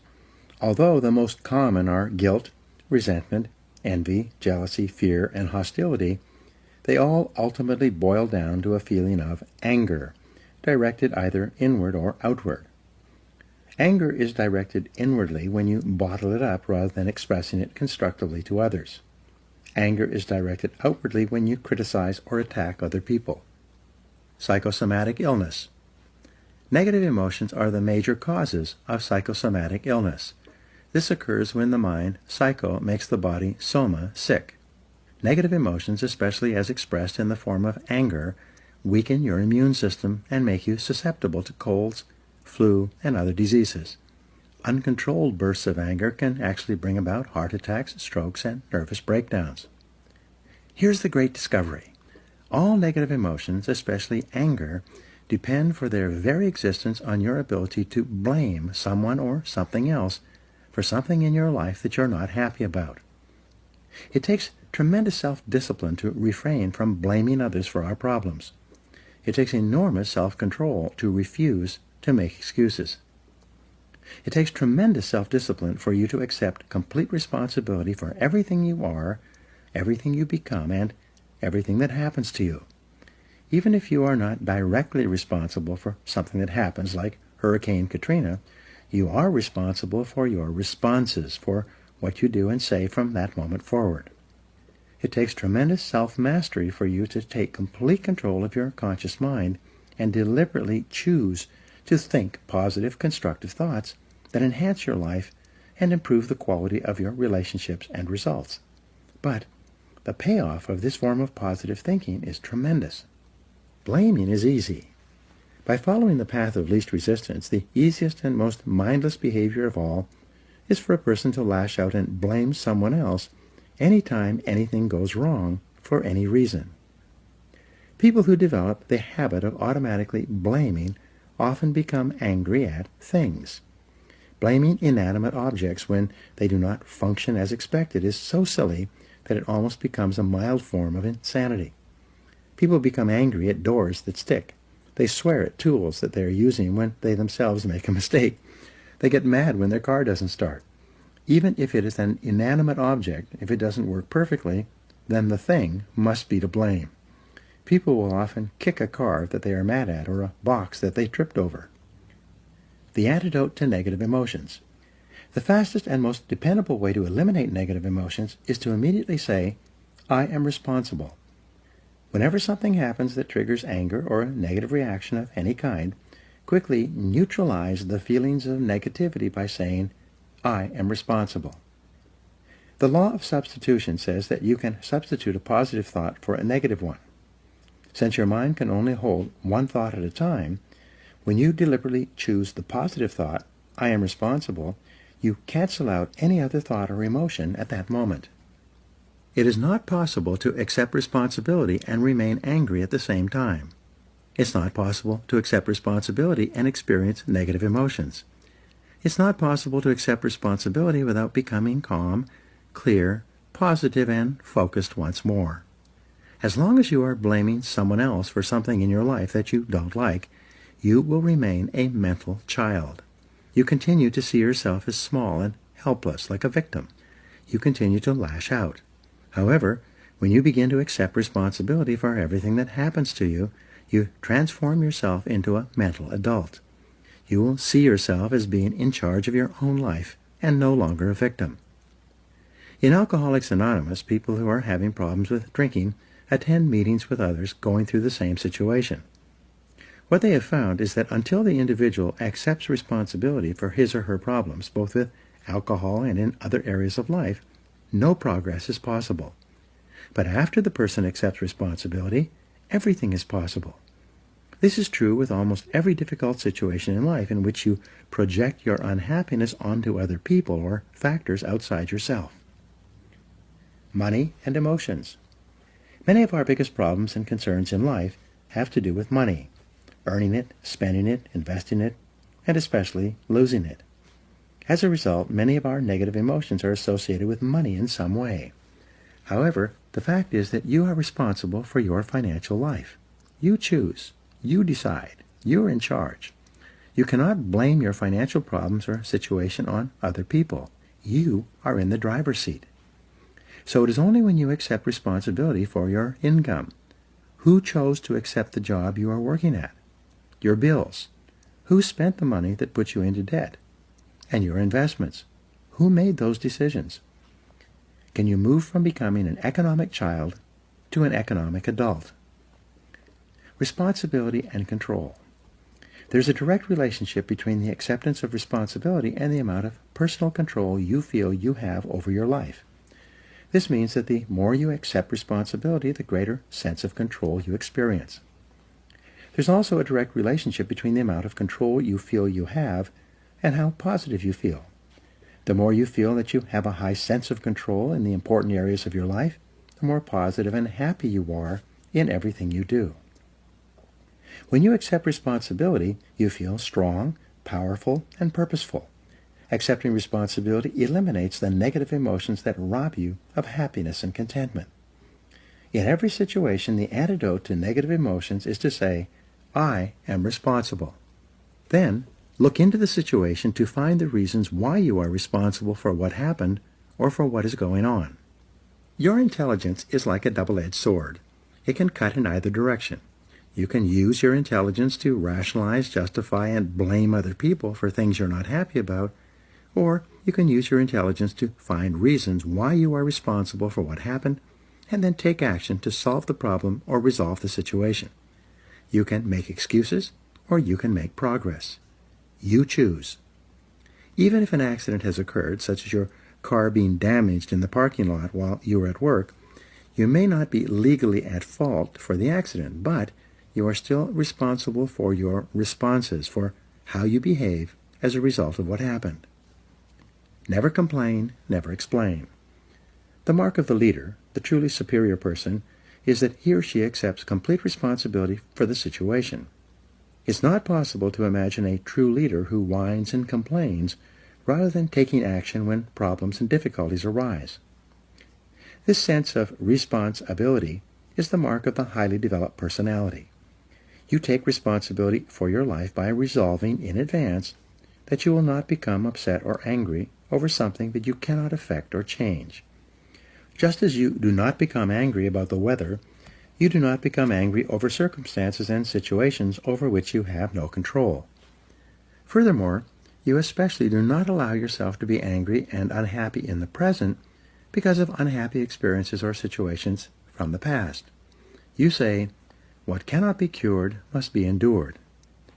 It's amazing how many people are unhappy today because of a past event, even something that happened many years ago. Each time they think of the negative experience, they become angry or depressed once more. The good news is that at any time you can stop thinking about discussing and rehashing the past. You can let it go and begin thinking instead about your goals and your unlimited future. As Helen Keller said, "When you turn toward the sunshine, the shadows fall behind you." Self-mastery and self-control. Any self-discipline, self-mastery, and self-control begins with taking responsibility for your emotions. You take charge of your emotions by accepting 100% responsibility for yourself and for your responses to everything that happens to you. You refuse to make excuses, complain, criticize, or blame other people for anything. Instead, you say, "I am responsible," and then you take action of some kind. The only antidote is action. The only real antidote for anger or worry is purposeful action in the direction of your goals, which is the subject of the next chapter. Before you turn to that, however, resolve today to first take complete control of your thoughts, feelings, and actions, and then to get so busy working on things that are important to you that you don't have time to think about or express negative emotions to or about anyone for any reason. When you exert your self-discipline and willpower in the acceptance of personal responsibility for your life, you take complete control of your thoughts and feelings. By doing so, you become a much more effective, happy, and positive person in everything you do. Now here are some action exercises for you. 1.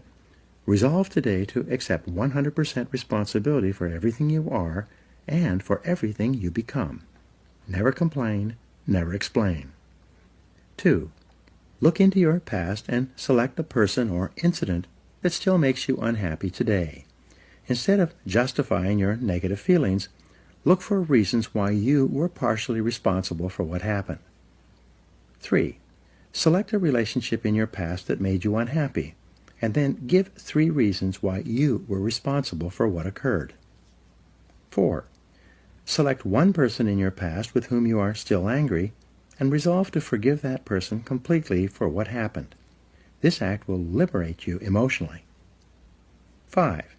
Accept complete responsibility for your financial situation, and refuse to blame any financial problems on anyone else. Now, what steps are you going to take to resolve that situation? 6. Accept complete responsibility for your family situation with each person, and then take immediate action to improve your relationships wherever there may be problems. And number 7, accept 100% responsibility for your health. Resolve today to do or stop doing whatever is necessary for you to attain excellent all-around health.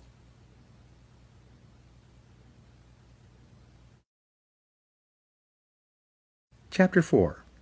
Self-Discipline and Goals. Jim Rohn said, Discipline is the bridge between goals and accomplishment. Your ability to discipline yourself to set clear goals for yourself and then to work toward them every day will do more to guarantee your success than any other single factor. You need to have goals to accomplish worthwhile things in life. You've probably heard it said that you can't hit a target that you can't see. If you don't know where you're going, any road will get you there. And as Wayne Gretzky said, you miss every shot you don't take. The very act of taking the time to decide what you really want in each area of your life can change your life completely. The 3% factor. It seems that only 3% of adults have written goals and plans, and this 3% earn more than all of the other 97% put together. Why is this? The simplest answer is that if you have a clear goal and a plan to achieve it, you therefore have a track to run on every single day. Instead of being sidetracked by distractions and diversions, getting lost or going astray, more and more of your time is focused in a straight line, from where you are to where you want to go. This is why people with goals accomplish so much more than people without them. The tragedy is that most people think that they already have goals, but what they really have are hopes and wishes. However, hope is not a strategy for success, and a wish has been defined as a goal with no energy behind it. Goals that are not written down and developed into plans are like bullets without powder in the cartridge. People with unwritten goals go through life shooting blanks. Because they think they already have goals, they never engage in the hard, disciplined effort of goal setting. And this is the master skill of success. Multiply your chances of success. In 2006, USA Today reported a study in which researchers selected a large number of people who had made New Year's resolutions.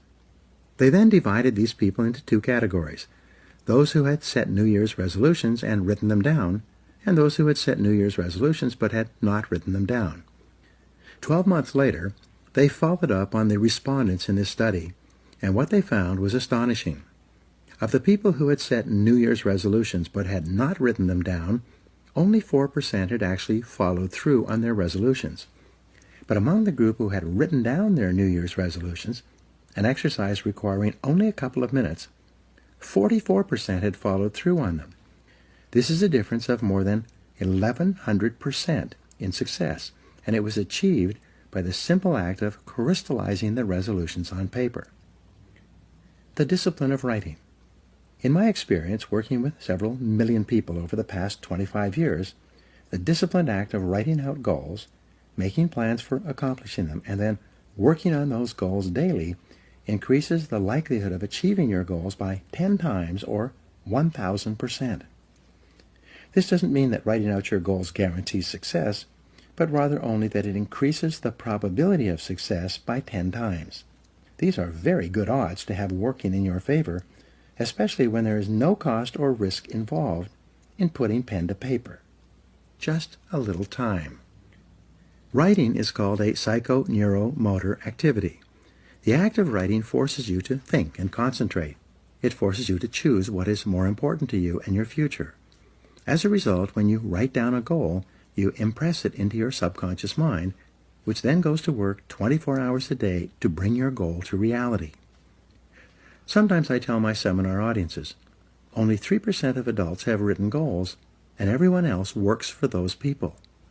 In life, you either work to achieve your own goals or you work to achieve the goals of someone else. Which is it going to be? Success versus failure mechanisms. Your brain has both a success mechanism and a failure mechanism. The failure mechanism is the temptation to follow the undisciplined path of least resistance, to do what is fun and easy rather than what is hard and necessary.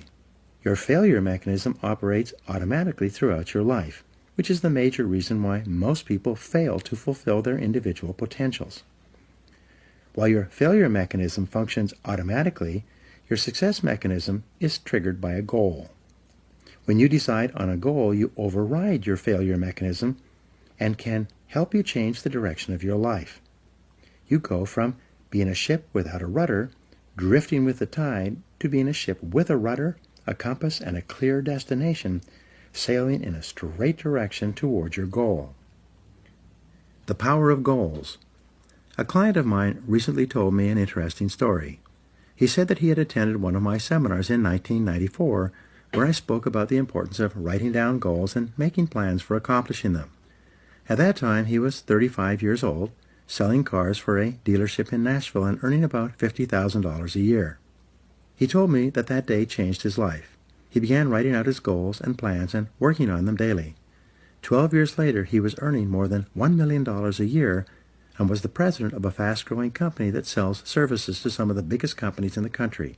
He told me that he could not imagine what his life would have been like if he had not taken out a piece of paper and written down the goals he wanted to achieve in the years ahead. Take control of your life. Aristotle wrote that human beings are teleological organisms, which simply means that we are purpose-driven. Therefore, you only feel happy and in control of your life when you have a clear goal that you are working toward each day. This also means that this ability to become a lifelong goal setter is one of the most important disciplines you will ever develop. In nature, the homing pigeon is a remarkable bird. It has an uncanny instinct that enables it to fly back to its home roost, no matter how far away it starts or in what direction it must go. You can take a homing pigeon out of its roost, put it in a cage, put the cage in a box, cover the box with a blanket, and put the covered box in the back of a pickup truck. You could then drive 1,000 miles in any direction, open up the truck, take out the box, take off the blanket, open the cage, and throw the homing pigeon up into the air. The homing pigeon will circle 3 times, get its bearings, and then fly straight back to its home roost. This is the only creature on earth that has this ability, except for human beings, except for you. You also have this remarkable homing ability within your own brain, but with one special difference. The homing pigeon seems to know instinctively exactly where its home roost is located. It then has the ability to fly directly back to that roost. In contrast, when human beings program a goal into their minds, they can then set out without having any idea where they will go or how they will achieve that goal. But by some miracle, they will begin to move unerringly toward that goal, and the goal will begin to move toward them. Still, many people are hesitant to set goals. They say, I want to be financially independent, but I have no idea how I'm going to get there. As a result, they don't even set financial success as a goal. But the good news is that you don't need to know how to get there. You just need to be clear about what you want to accomplish, and the goal-striving mechanism in your brain will guide you unerringly to your destination. For example, you can decide that you are going to find your ideal job, in which you work for and with people you like and respect, and do work that is both challenging and enjoyable. You take some time to write down an exact description of what your ideal job and workplace would look like, and then you go out into the job market and begin searching. After a series of interviews, you will often walk into the right place at the right time and find yourself in exactly the right job. Almost everyone has had this experience at one time or another. You can have it by design rather than by chance, simply by developing absolute clarity about what you really want. The 7-step method to achieving your goals. There are 7 simple steps that you can follow to set and achieve your goals faster.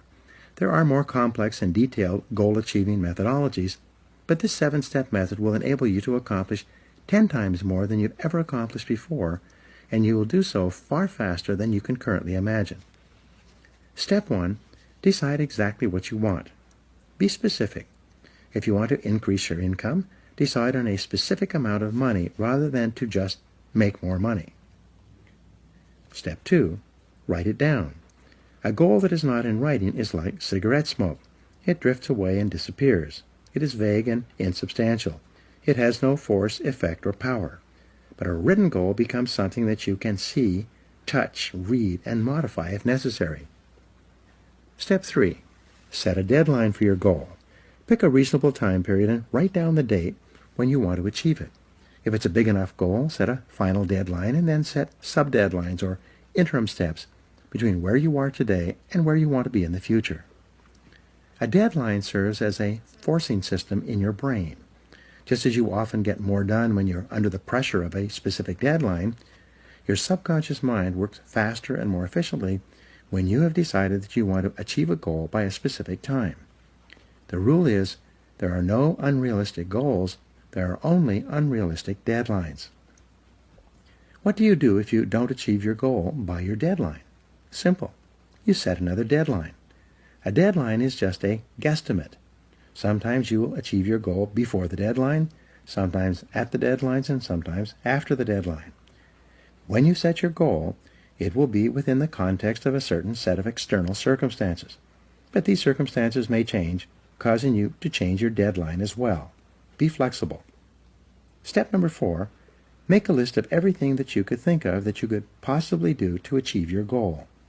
As Henry Ford said, the biggest goal can be accomplished if you just break it down into enough small steps. Make a list of the obstacles and difficulties that you will have to overcome, both external and internal, in order to achieve your goal. Make a list of the additional knowledge and skills that you will require in order to achieve your goal. Make a list of the people whose cooperation and support you will require to achieve your goal. Make a list of everything that you can think of that you will have to do, and then add to this list as new tasks and responsibilities occur to you. Keep writing until your list is complete. Step 5. Organize your list by both sequence and priority. A list of activities organized by sequence requires that you decide what you need to do first, what you need to do second, and what you need to do later on. In addition, a list organized by priority enables you to determine what is more important and what is less important.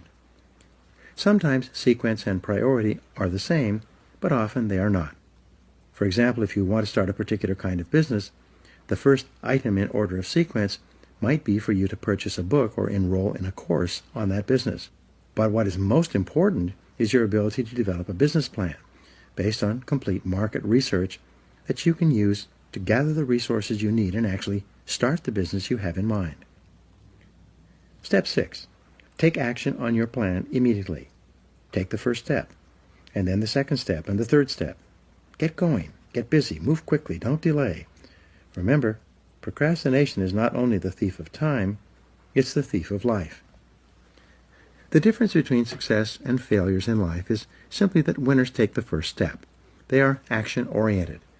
As they said in Star Trek, they go boldly where no man has ever gone before. Winners are willing to take action with no guarantees of success. Though they're willing to face failure and disappointment, they're always willing to take action as well.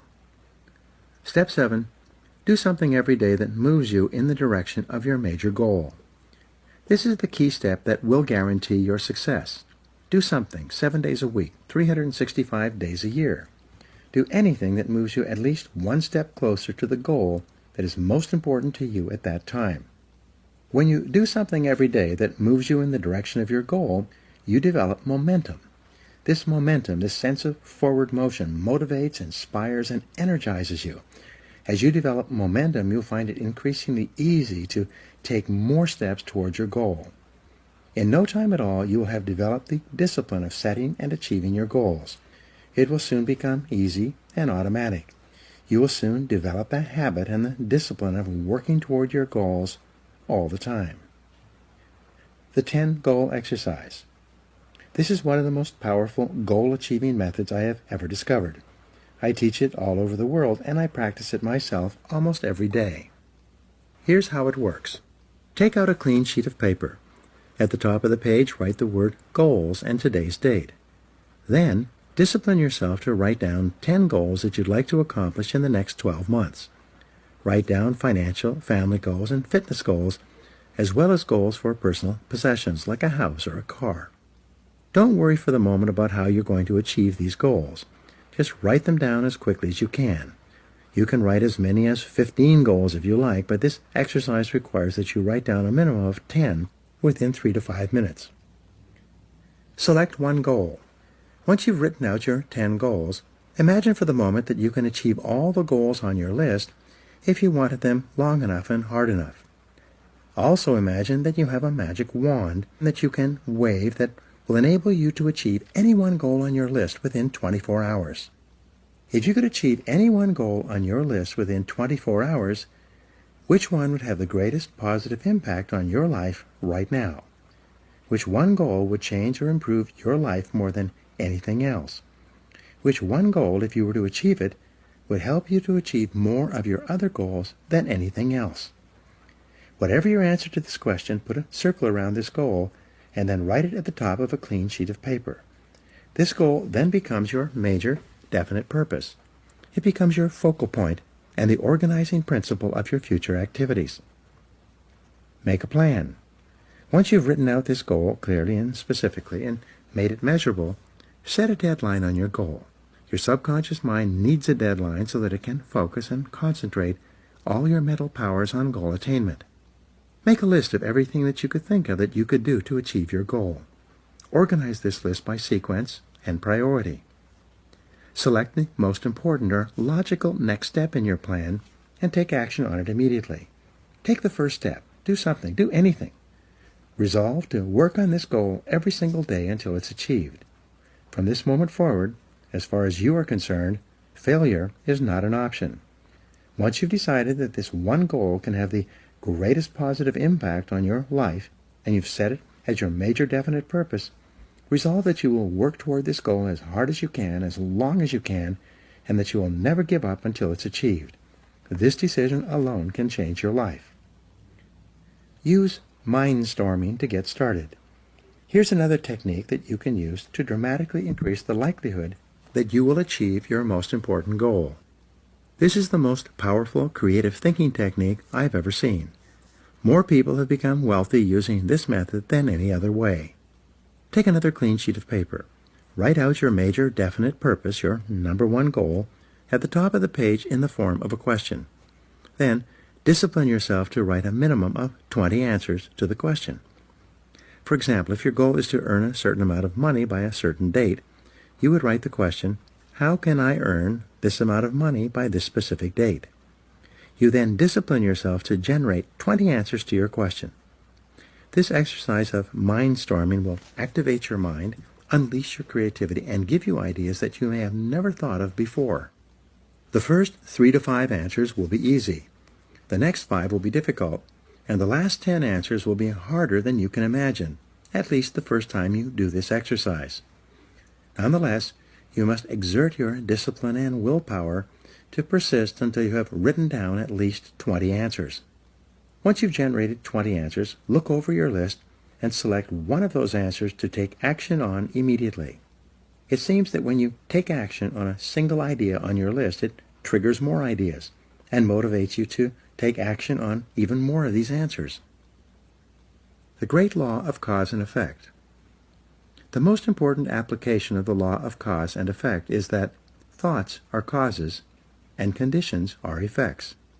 Your thoughts create the conditions of your life. When you change your thinking, you change your life. Your outer world becomes a mirror image reflection of your inner world. Perhaps the greatest discovery in the history of thought is that you become what you think about most of the time. Moreover, the teacher John Boyle said, whatever you can think about on a continuing basis, you can have. Napoleon Hill, author of the success classic Think and Grow Rich, which was first published in 1939 and is still selling today, said, whatever the mind of man can conceive and believe, it can achieve. When you think about your goal continually and work on it every day, more and more of your mental resources will be concentrated on moving you toward that goal and moving your goal toward you. The discipline of daily goal setting will make you a powerful, purposeful, and irresistible person. You'll develop self-esteem, self-confidence, and self-respect. As you feel yourself moving toward your goals faster and faster, you will ultimately become unstoppable. In the next chapter, I'll explain how the use of self-discipline to develop personal excellence is the most powerful step you can take to achieve all your material and emotional goals. Now here are some action exercises for you. 1. Resolve today to switch on your success mechanism and unlock your goal-achieving mechanism by deciding exactly what you really want in life. 2. Make a list of 10 goals that you want to achieve in the foreseeable future. Write them down in the present tense as if you had already achieved them. 3. Select the one goal that could have the greatest positive impact on your life if you were to achieve it, and write it down at the top of another piece of paper. 4. Make a list of everything that you could do to achieve this goal, organize it by sequence and priority, and then take action on it immediately. Number 5. Practice mindstorming by writing out 20 ideas that could help you to achieve your most important goal, and then take action on at least one of these ideas. 6. Resolve to do something every day, 7 days a week, to achieve your most important goal until you are successful. And number 7, continually remind yourself that failure is not an option. No matter what, resolve to persist until you succeed.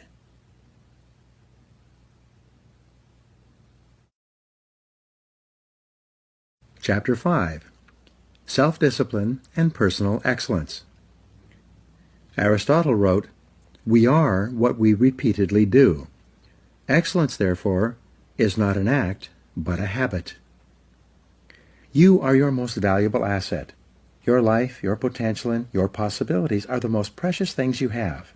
Thus, your great goal in life should be to fulfill that potential and become everything you are capable of becoming. Your ability to learn, grow, and fulfill your potential is unlimited. Today, people are graduating from high school and college in their 70s, learning new subjects and developing new capabilities. Your ability to learn and remember can continue throughout your life if you keep your brain alive, alert, and functioning at its best. Your most precious financial asset is your earning ability. Your ability to work is your primary source of cash throughout your life. You could lose your home, your car, your bank account, and everything you own, but as long as you have your earning ability, you can earn it all back and more in the months and years ahead. Your biggest investment. Most people don't realize this. They take their earning ability for granted, but it has taken you your entire life to develop your earning ability. Every bit of education, experience, and hard work that you have invested in learning your craft and developing your skills has gone into building this asset. Your earning ability is very much like a muscle. It can increase in strength and power year by year as the result of regular exercise. Likewise, the opposite is true too. If left alone or ignored, your earning ability, like your muscles, can become weaker or even decline because you have simply failed to upgrade it continually. In other words, your earning ability can be either an appreciating or a depreciating asset. An appreciating asset is something that grows in value and cash flow every year as a result of continual investment and improvement. A depreciating asset, on the other hand, is something that loses value over time and finally reaches the point at which it is written off, being of little or no further value. The choice is yours as to whether your earning ability is increasing or decreasing month by month and year by year. See yourself as the president of your own personal services corporation. Imagine that you were going to take your company public on the stock market. Would you recommend your company as a growth stock, continually increasing its value and earning ability each year? Or would you describe your company as one that has leveled off in the marketplace, that is not really going anywhere in terms of increased value and income? Would you recommend stock in U Inc. as an excellent investment? Why or why not? What got you here won't get you any further. Some people are actually losing value each year, declining in earning ability because they are not continually upgrading their knowledge and skills. They don't realize that whatever knowledge and skill they have today is rapidly becoming obsolete. It's being replaced by new knowledge and skills that if you don't have them and someone else does, you will be in danger of being overtaken by your competition. Join the top 20%. In Chapter 1, I mentioned that the 80-20 rule applies to income. The top 20% of people in our society earn and control 80% of the assets. According to Forbes, Fortune, Business Weekend, Wall Street Journal, and the IRS, by many estimates, the top 1% of Americans control as much as 33% of the assets. The most interesting discovery in income inequality is that most millionaires, multimillionaires, and billionaires in America are first generation. They started with little or nothing and earned all their money by themselves in one lifetime. In America, there's a high level of income mobility, which means that you are able to move from the lower levels of income to the upper levels. Almost everyone who is in the top 20% today started in the bottom 20%. From that point, they began to do something different with their time and their lives, and as a result, they put themselves squarely onto the upward escalator of financial success. No limits on your potential. The average income increase in America is about 3% a year, just about the same as the rate of inflation and cost of living increases. People whose income is increasing at 3% a year seldom get ahead. They have a job, which can also be thought of as an acronym for just over broke. But the fact is that no one is better than you and no one is smarter than you. If someone is doing better than you are today, it is simply proof that they have learned how the law of cause and effect applies to their work, and they have begun doing the things that other successful people have also done. The application of the law of cause and effect to your personal life is learn and do. The achievement of personal excellence is a decision you make or that you fail to make. But in the absence of a commitment to excellence in your chosen field, you automatically default to average performance, or even mediocrity. No one becomes excellent accidentally or by just going to work each day. Excellence requires a definite decision and a lifelong commitment. The keys to the 21st century. Knowledge and skill are the keys to the 21st century. Becoming the best person you can possibly be and moving to the top of your field requires the application of self-discipline throughout your life. Mental fitness is like physical fitness. If you want to achieve either, you must work at it all the time. You can never let up. You must be continually learning and growing every day, week, and month throughout your career and in other areas of your life if you're going to join the top 20% and stay there. To earn more, you must learn more. Abraham Lincoln once wrote, "The fact that some have become wealthy is proof that others may do it as well. What others have done, you can do as well if you learn how." Everyone who is at the top was once at the bottom. Many people who come from average or poor families with average incomes, or who grow up in average circumstances, have gone on to become some of the most prominent people in their fields. And what hundreds of thousands and even millions of other people have done, you can do as well. The philosopher Bertrand Russell once wrote, "The very best proof that something can be done is that someone else has already done it." Ordinary into extraordinary. Very often you see people who don't seem to be as intelligent or as talented as you are, who are nonetheless accomplishing remarkable things with their lives. There's nothing that will make you angrier than to see someone who seems to be dumber than you, who is doing better than you. How can this be? The answer is simple. At a certain point in their lives, they realized that the key to success was personal and professional growth. It was a dedication to lifelong learning that made them successful. The good news is that almost every important skill is learnable. Every business skill is learnable. Everyone who is proficient in any area of business was at one time completely ignorant in that area. Every sales skill is learnable. Every top salesperson was once a beginning salesperson and unable to make a call or close a sale. All money-making skills are learnable as well. Almost every wealthy person was once poor. You can learn anything you need to learn to achieve any goal you can set for yourself. Make a decision. The starting point of your moving upward and onward toward becoming one of the most competent, most respected, and highest paid people in your field is simple. Make a decision. It's said that every major change in your life comes about when your mind collides with a new idea, and then you make a decision to do something different. You make a decision to complete your education, upgrade your skills, or get into a good college. You make a decision to start a new business. You make a decision to take a particular job or start a particular career. You make a decision to invest your money in a particular way. And especially, you make a decision to be the best in your field. Many people say that they would like to be happy, healthy, thin, and rich. But, as discussed in Chapter 4, wishing and hoping is not enough.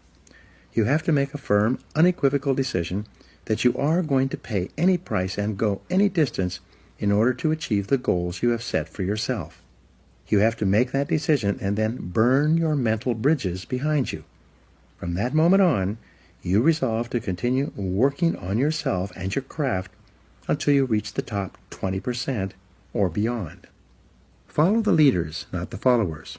When you decide to be one of the best people in your field, look around you and identify the people who are already at the top. What characteristics do they have in common? How do they plan and organize their days? How do they dress? How do they walk, talk, and behave with other people? What books do they read? How do they spend their spare time? Who do they associate with? What courses have they taken? What audio programs do they listen to in their cars? These are just a few of the questions you should ask in order to find out what successful people are doing that you might also need to do. After all, you can't hit a target that you can't see. Your selection of the right role models can have an enormous impact on your future. Dr. David McClelland of Harvard, and author of The Achieving Society, concluded that your choice of a reference group can determine as much as 95% of your success and achievement in life. Your reference group is made up of the people who you feel are just like me. Your natural tendency is to adopt the attitudes, styles of dress, opinions, and lifestyles of the people with whom you identify and associate most of the time. Fly with the eagles. Some years ago, one of my seminar participants told me his story. Bob Barton said he had started off in his 20s in a large company with about 32 salespeople in his branch. It was his first real job, and he was starting at the bottom. Because he was new, he hung around with the other junior salespeople. As they say, birds of a feather flock together. After a month or two, Bob noticed that the top salespeople in the office also associated with each other. They did not spend time with the junior salespeople. They also spent their time differently. When Bob got into work in the morning, the top salespeople were already there, planning their days and working on the telephone and making appointments. Bob also noticed that the junior salespeople would come in later, drink coffee, read the newspaper, and make excuses for not making sales calls. Bob decided that he was going to pattern himself after the top salespeople in the office. He looked at the way they dressed and groomed, and he resolved to dress and groom the way they did. Each morning he would stand in front of his mirror and ask himself, "Do I look like one of the top salespeople in my office?" If the answer was no, he would go back and change his clothes until he felt that he looked as good as the best people. He began to come into the office and organize his day before 8:30 a.m. so that he was ready to make calls as soon as his customers were available to see him. One day, Bob asked one of the top salespeople if he could recommend a book or audio program that would help him. It turns out that top people are always willing to help other people improve. When he got the recommendation, Bob immediately went out and got the book and sent away for the audio program. He read the book and listened to the program, and then reported back to the top salesman. The top salesman gave him some more advice on things to read and listen to, all of which Bob followed. Bob asked another salesperson how he planned his day, and that salesperson showed him his time management system. So Bob began to plan and organize his day the way the top salespeople did it. By using these top salespeople as his role models and emulating them whenever possible, Bob started to make more appointments, see more prospects, and make more sales. Within 6 months, he was one of the top salespeople in the office as well. By that time, the top salespeople had invited him for coffee and lunch, and he became one of them rather than one of the junior people. The next year, Bob went to the National Sales Conference, where he met a lot of the top people from around the country. He deliberately sought them out and asked for their advice. What books would they suggest? What audio programs would they recommend? What seminars had they attended? What strategies did they find that were the most effective in building their sales business? Bob did something that very few people do. When he received advice, he followed it. He immediately took action on the advice and then reported back to the people who had given it to him. Within 4 years, Bob became one of the top salespeople in the country. His friends and associates were the other top salespeople in his branch and in the other branches. His income had increased several times. He wore beautiful clothes, drove a new car, lived in a lovely home, and had a wonderful wife. And he said that it all came about as a result of asking top salespeople for their input and then following that input and applying it to his sales activities. But here's the kicker. Over and over, the top people, the ones who had been winning the sales awards year after year, told Bob the same thing. He was the first person who had ever come up to them and asked them for advice.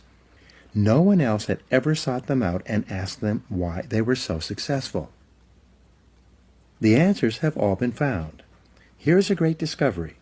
All the answers have been found. All the routes to success have been discovered. Everything you need to learn to move to the top of your field has already been learned by hundreds and even thousands of other people. And if you ask them for advice, they will give it to you. Successful people will have their phone calls held, cancel other appointments, and put their work aside to help other people to be successful. But you must ask, and then you must follow their advice once they give it to you. If you can't ask them directly, read their books and attend their talks and seminars. Listen to audio programs created by successful people. Sometimes you can send them emails and ask for advice. Learn from the best. Set high income as a goal. If your goal is to be in the top 20% of moneymakers in your field, the first thing you need to do is to find out what the people in the top 20% are earning today. This information is available. Just ask around. Check industry statistics. Go on to Google. You can find this information if you look for it.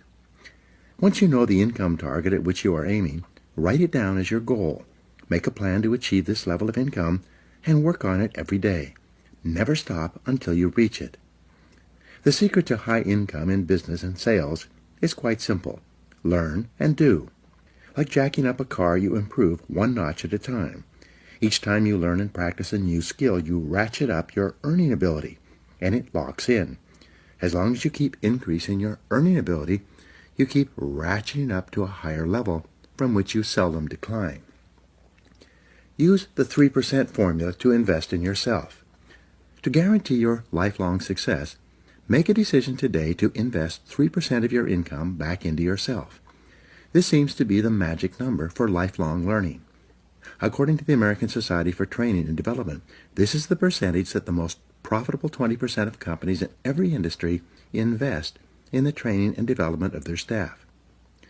Decide today to invest 3% of your income into yourself in order to make yourself an appreciating asset, to continually increase your earning ability. If your annual income goal is $50,000, resolve to invest 3% of that amount, or $1,500, back into yourself each year to maintain and upgrade your knowledge and skills.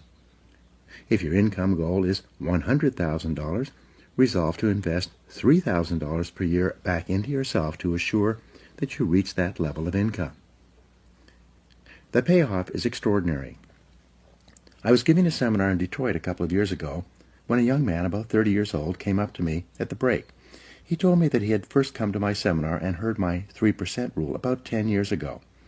At that time, he had dropped out of college, was living at home, driving an old car, and earning about $20,000 a year as an office-to-office salesman.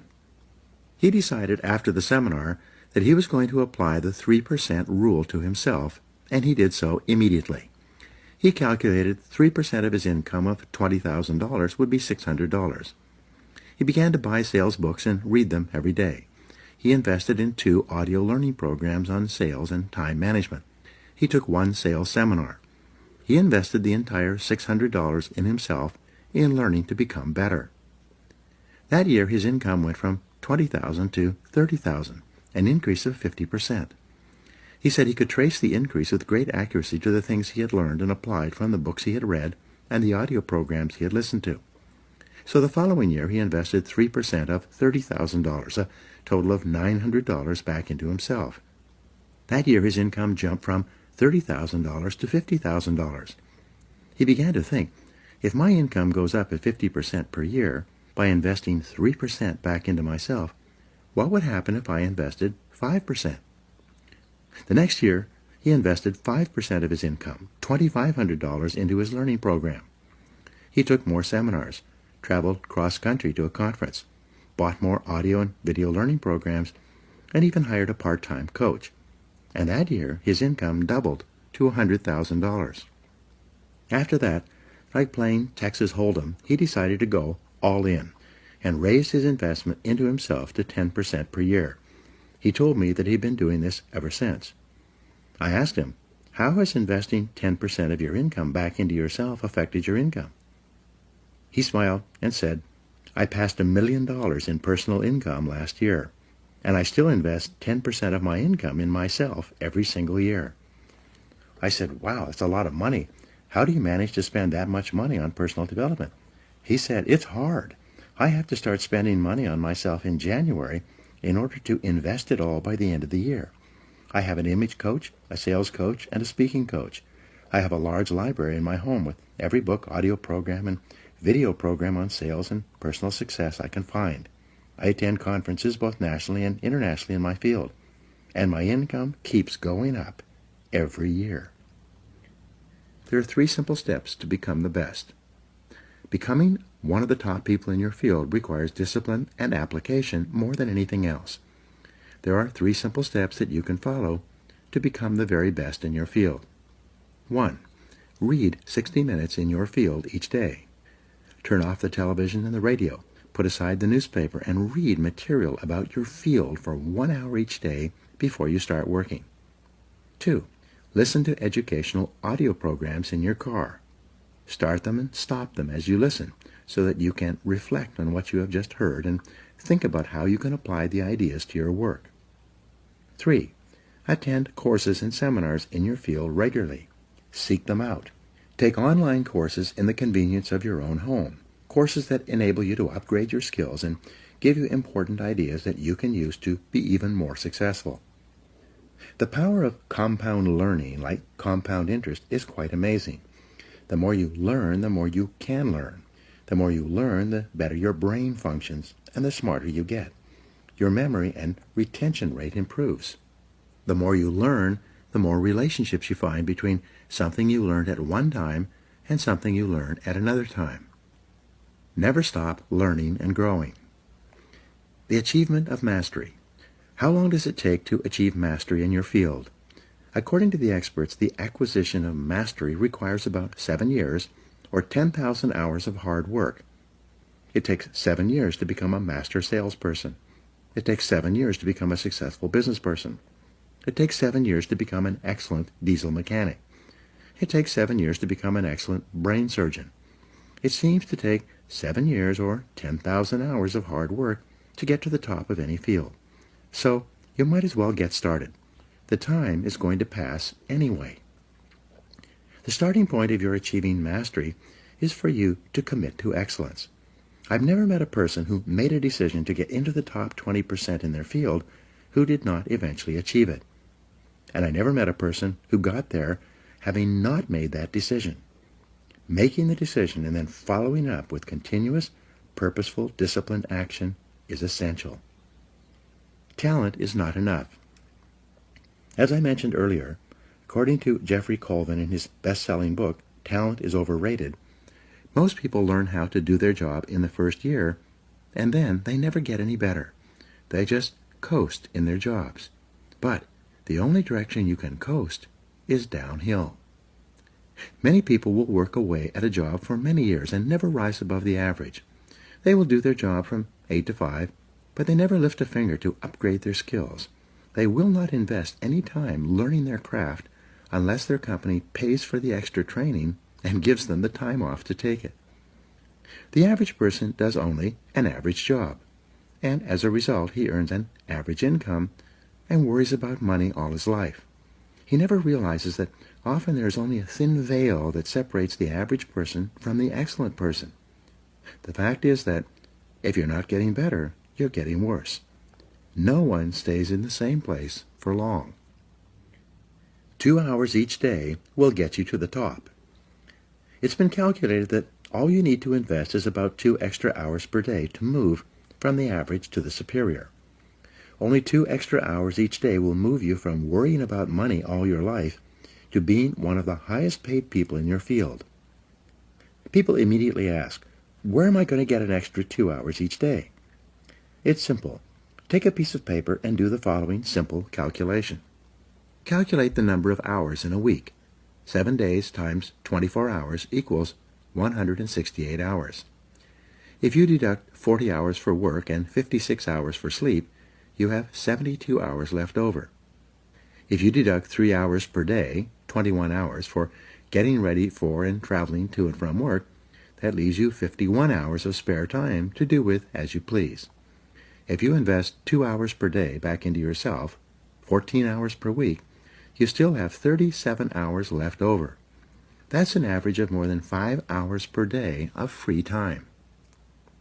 All you need to do is devote 2 hours each day to move you from average performance to superior performance at whatever you choose to do. Form the habit of continuous learning. The best news is that when you begin reading in personal or professional development literature, listening to audio programs in your car, taking additional courses, and upgrading your skills in the evenings and on the weekends rather than watching television, you soon get into the habit of continuous learning. In no time at all, it will become automatic and easy for you to learn, grow, and upgrade your skills every day and every week. The average adult watches about 5 hours of television each day. For some people, it is 7 or 8 hours. They turn on the television first thing in the morning and watch it until they leave for work. They turn it back on as soon as they get home from work. They then watch television until 11 or 12 o'clock at night, going to bed without enough time to get a good night's sleep. They then get up in the morning, drink coffee, and watch television for as long as they can before they go off to work once more. You can be rich or poor. It's your decision. Your television set can make you rich or poor. If you watch it all the time, it will make you poor. Psychologists have shown that the more television you watch, the lower are your levels of energy and self-esteem.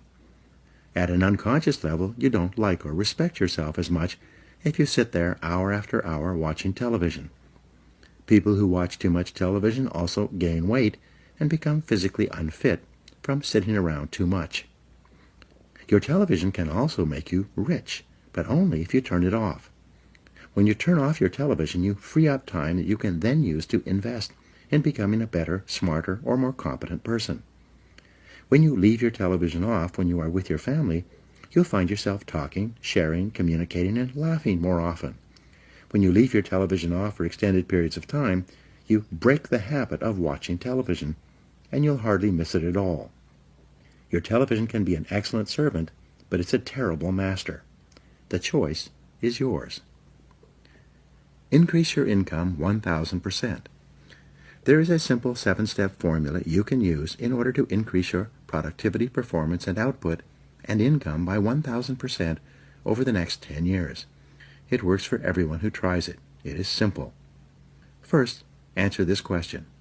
Is it possible for you to increase your overall productivity, performance, and output by 0.1%, which is 1/1000th, in an entire working day?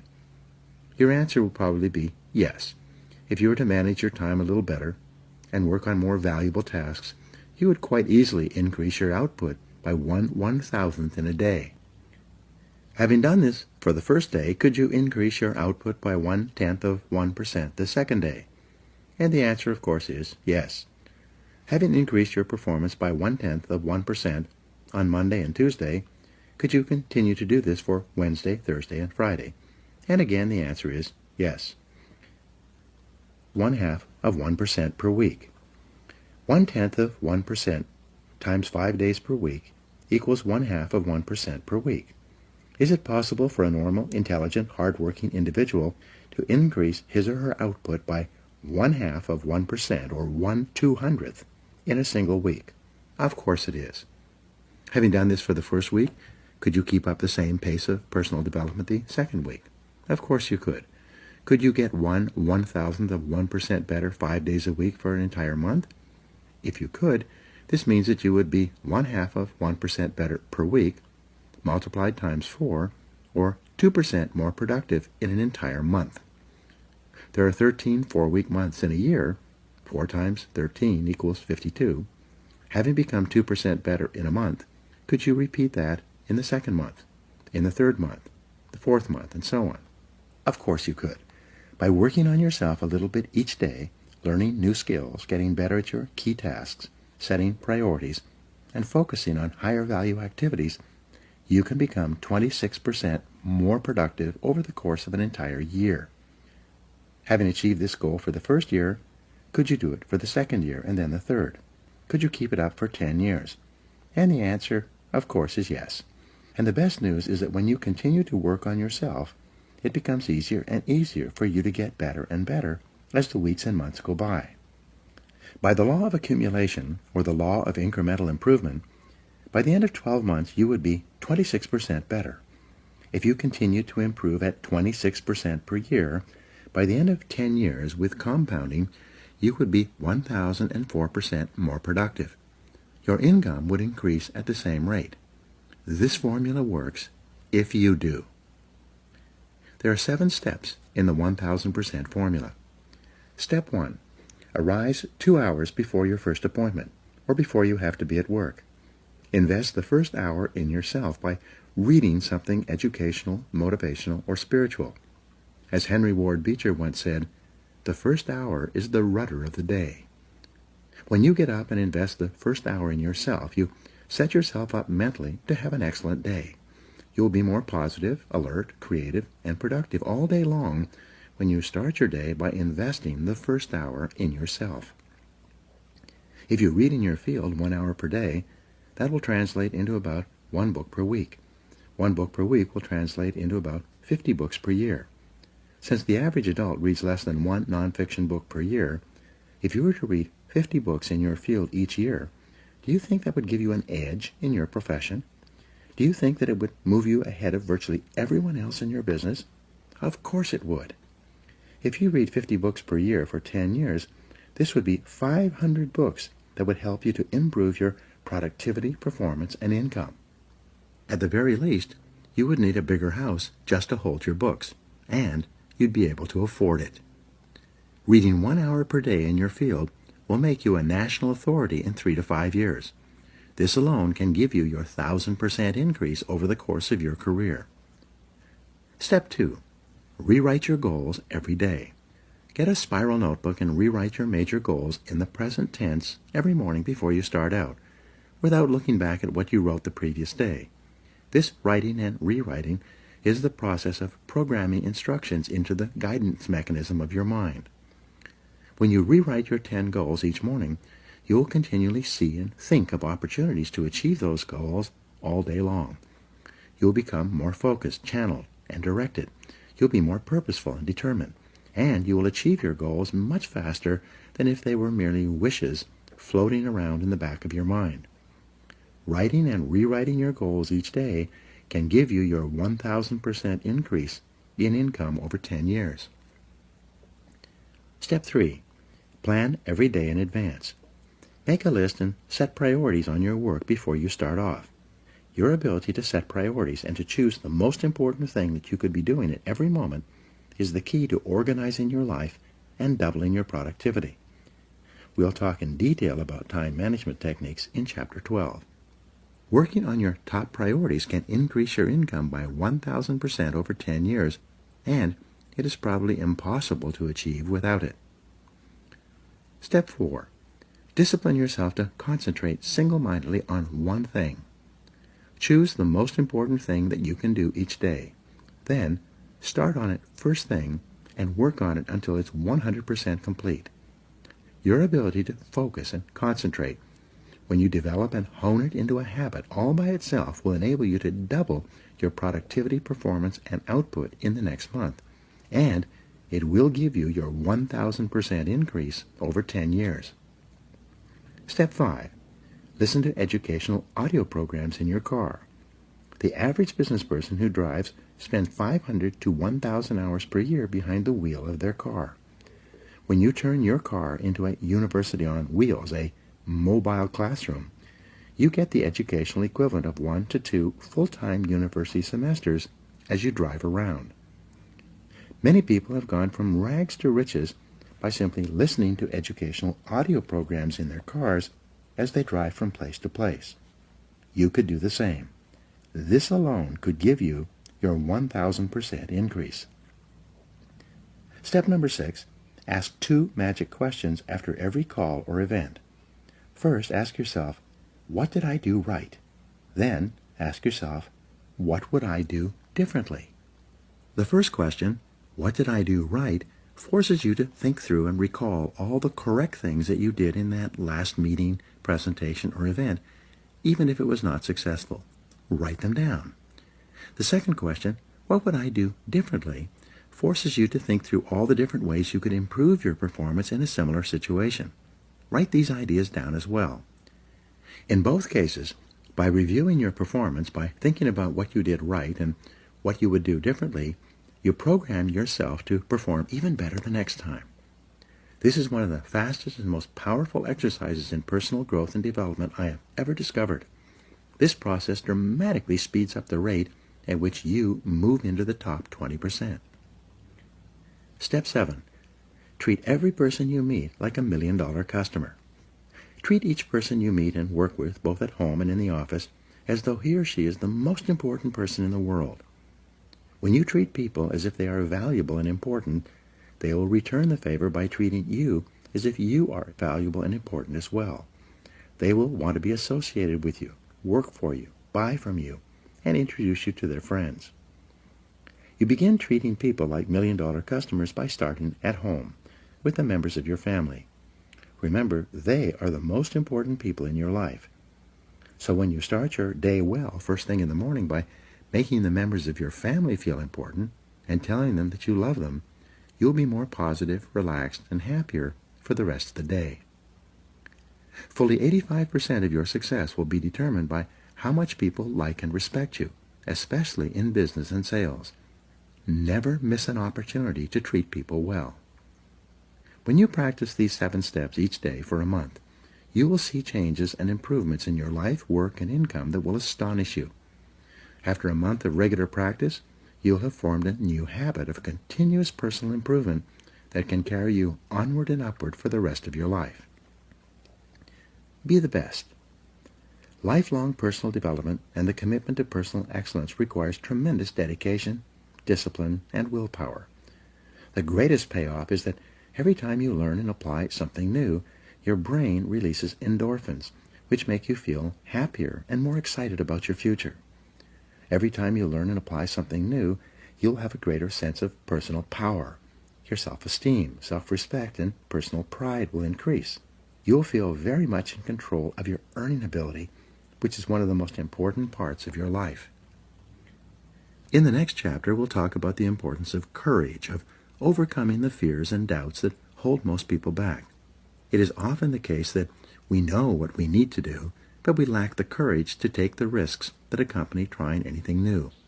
Instead, we make excuses for inaction. Now, here are some action exercises that you can do. Number 1, make a decision today to invest in yourself and getting better, as if your future depends on it, because it does. 2, identify the most important skills you have that determine the quality and quantity of results you get at your work, and make a plan to get better in each one.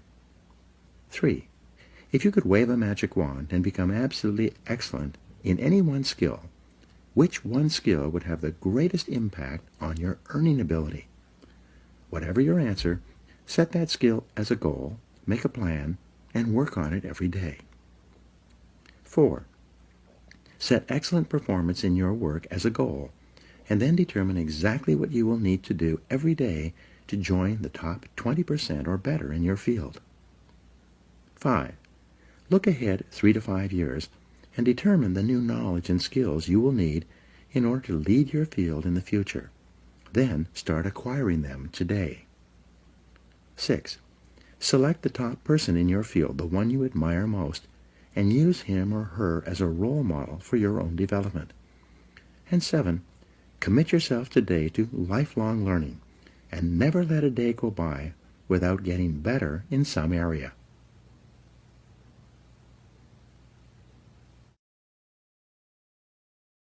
Chapter 6.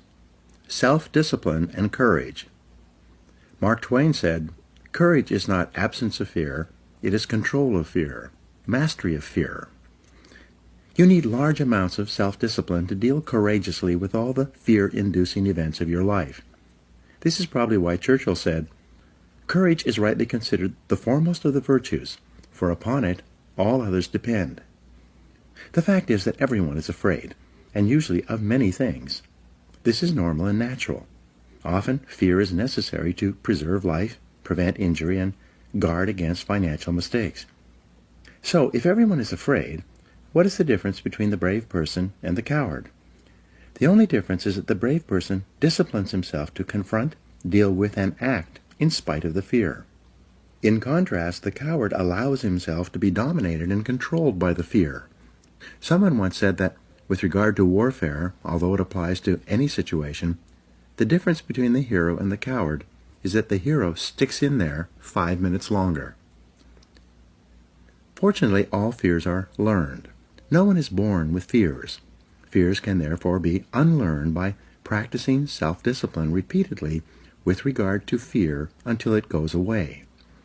The most common fears that we experience, which often sabotage all hopes for success, are the fears of failure, poverty, and loss of money. These fears cause people to avoid risk of any kind and to reject opportunity when it's presented to them. They're so afraid of failure that they're almost paralyzed when it comes to taking any chances at all. There are many other fears that interfere with our happiness. People fear the loss of love or the loss of their jobs and their financial security. People fear embarrassment or ridicule. People fear rejection and criticism of any kind. People fear the loss of respect or esteem of others. These and many other fears hold us back throughout life. Fear paralyzes action. The most common reaction in a fear situation is the attitude of, "I can't." This is the fear of failure and loss that stops us from taking action. It is experienced physically, starting in the solar plexus. When a person is really afraid, their mouth and throat goes dry, their heart starts pounding. Sometimes they breathe shallowly and their stomach churns. Often they feel like getting up and running to the bathroom. These are all physical manifestations of the inhibitive negative habit pattern, which we all experience from time to time. Whenever a person is in the grip of fear, he feels like a deer caught in the headlights of a car. This fear paralyzes action. It often shuts down the brain and causes the individual to revert to the fight or flight reaction. Fear is a terrible emotion that undermines our happiness and can hold us back throughout our lives. Do the opposite. Aristotle described courage as the golden mean between the extremes of cowardice and impetuousness. He taught that to develop a quality that you lack, act as if you already had that quality in every situation where it is called for. In modern terms, however, we say, fake it until you make it. You can actually change your behavior by affirming, visualizing, and acting as if you already have the quality you desire. By affirming, by repeating the words, "I can do it," emphatically, whenever you feel afraid for any reason, you can cancel the feeling of, "I can't." Every time you repeat the words, "I can do it," with conviction, you override your fear and increase your confidence. By repeating this affirmation over and over again, you can eventually build your courage and confidence to the point where you are unafraid. Visualize yourself as unafraid. By visualizing yourself performing with confidence and competence in an area where you are fearful, your visual image will eventually be accepted by your subconscious mind as instructions for your performance. Your self-image, the way you see yourself and think about yourself, is eventually altered by feeding your mind these positive mental pictures of yourself performing at your best. By using the act-as-if method, you walk, talk, and carry yourself exactly as you would if you were completely unafraid in a particular situation. You stand up straight, smile, move quickly and confidently, and in every respect, act as if you already had the courage that you desire.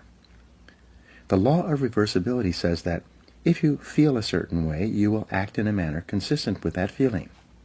But if you act in a manner consistent with that feeling, even if you don't feel it, the law of reversibility will create the feeling that is consistent with your actions. This is one of the greatest breakthroughs in success psychology. You develop the courage you desire by disciplining yourself repeatedly to do the thing you fear until that fear eventually disappears. And it will. Blow away the fear. When I work with sales organizations, they often ask me how to help a salesperson break out of a sales slump, especially in a tough economy. I give them a simple formula that is guaranteed to work every single time. It is called the 100 call method. In practicing this method, I instruct the salesperson to go out and call on 100 prospects as fast as he can without caring at all whether or not he makes a sale. When the salesperson doesn't care if he makes a sale, his fear of rejection largely disappears. He stops caring if the prospect he is speaking to is interested or not interested. He has a single focus. It is to make 100 calls as fast as he possibly can. One sales organization I work with has a daily prize for the first salesperson who gets rejected 10 times each morning. At 8:30 a.m., all the salespeople sit down at their desks and start making calls to try to win the prize. By the time the contest is over, usually by 10 a.m., everyone's fears of rejection have been blown out of their systems. They're ready to call on prospects all day long, not caring at all about the reactions they get. Learn to speak on your feet. In 1923, Toastmasters International was formed. Its express purpose was to take people who were terrified of public speaking and help them to become confident and competent when speaking on their feet in front of an audience. According to the Book of Lists, 54% of adults rate the fear of public speaking ahead of the fear of death. But Toastmasters International had a solution. They created a system based on what psychologists call systematic desensitization. Once a week at a luncheon or dinner meeting, small groups of Toastmasters come together. Each person is required to stand up and give a short talk on a specific subject in front of a group of their peers. At the end of each talk, the speaker receives applause, positive input, and comments from the other members. At the end of the evening, each person is given a grade on their talk, even if it was only for 30 or 60 seconds. After 6 months of attending Toastmasters meetings, the individual will have stood on his feet and spoken 26 times, receiving positive applause and feedback each time. Because of this continuous positive reinforcement, his confidence increases dramatically. As a result of this process, countless Toastmasters have gone on to become excellent public speakers and prominent people in their businesses, organizations, and communities.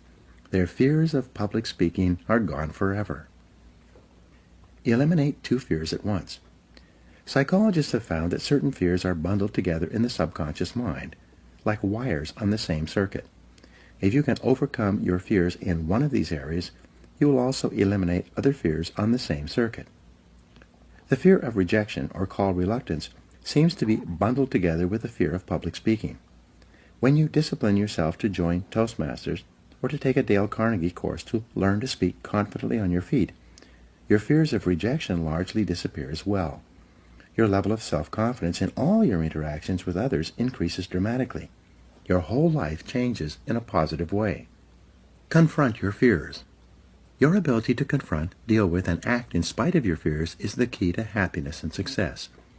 One of the best exercises you can practice is to identify a person or situation in your life of which you are afraid and resolve to deal with that fear situation immediately. Do not allow it to make you unhappy for another minute. Resolve to confront the situation or person and put the fear behind you. A woman in one of my seminars told me that her boss was a very negative person. He was constantly criticizing and berating her about her work, even though she was one of the highest-rated employees in the organization. He was making her life miserable. She didn't want to give up her job, but she was afraid of confronting him. She asked me what she should do. I gave her this advice, which I've subsequently given to many other people. The only reason that one person bullies another is because they feel they can get away with it. The only way to deal with a bully is to confront him. Bullies are actually cowards at heart, and they will flee from a confrontation. I told her to do this. The next time your boss criticizes you for any reason, turn to him and say, quite firmly, "I would appreciate it if you not talk to me like that ever again. It hurts my feelings and stops me from doing my job the way you want." I told her to look him straight in the eye after she had finished making this statement. Well, she had tremendous courage. Rather than putting up with this situation any longer, the next time her boss began to berate her, she squared off with him and said those words. She wrote to me and told me what had happened. Just as I had predicted, he stopped dead in his tracks. He immediately apologized and mumbled, and then quickly went back to his office. He never criticized her again. She told me that she could have ended his bad treatment of her many months before if she had only had the courage to confront him directly the first time it happened. As Eleanor Roosevelt said, "No one can make you feel inferior without your consent." Move toward the fear. When you identify a fear and discipline yourself to move toward it, it grows smaller and more manageable. What's more, as your fears grow smaller, your confidence grows larger. Soon, your fears lose their control over you. In contrast, when you back away from a fear-inducing situation or person, your fear grows larger and larger. Soon, it dominates your thinking and feeling, preoccupies you during the day, and often keeps you awake at night. Leaders have two types of courage. In leadership, the most common quality is that of vision. Leaders have a clear vision of where they want to take their organizations. Leaders also have a clear vision of where they want to be sometime in the future in their personal lives. The second most common quality of leaders is that of courage. Leaders have the courage to do whatever is necessary to fulfill their vision. They lead from the front and dare to go forward. There are two types of courage that you need. First, you need the courage to launch, to take action, to take a leap of faith. You need the courage to go all in, without any guarantee of success and with a high possibility of failure, at least in the short term. The major feeling that holds most people back is that, in spite of all their best intentions, they don't have the courage to take the first step.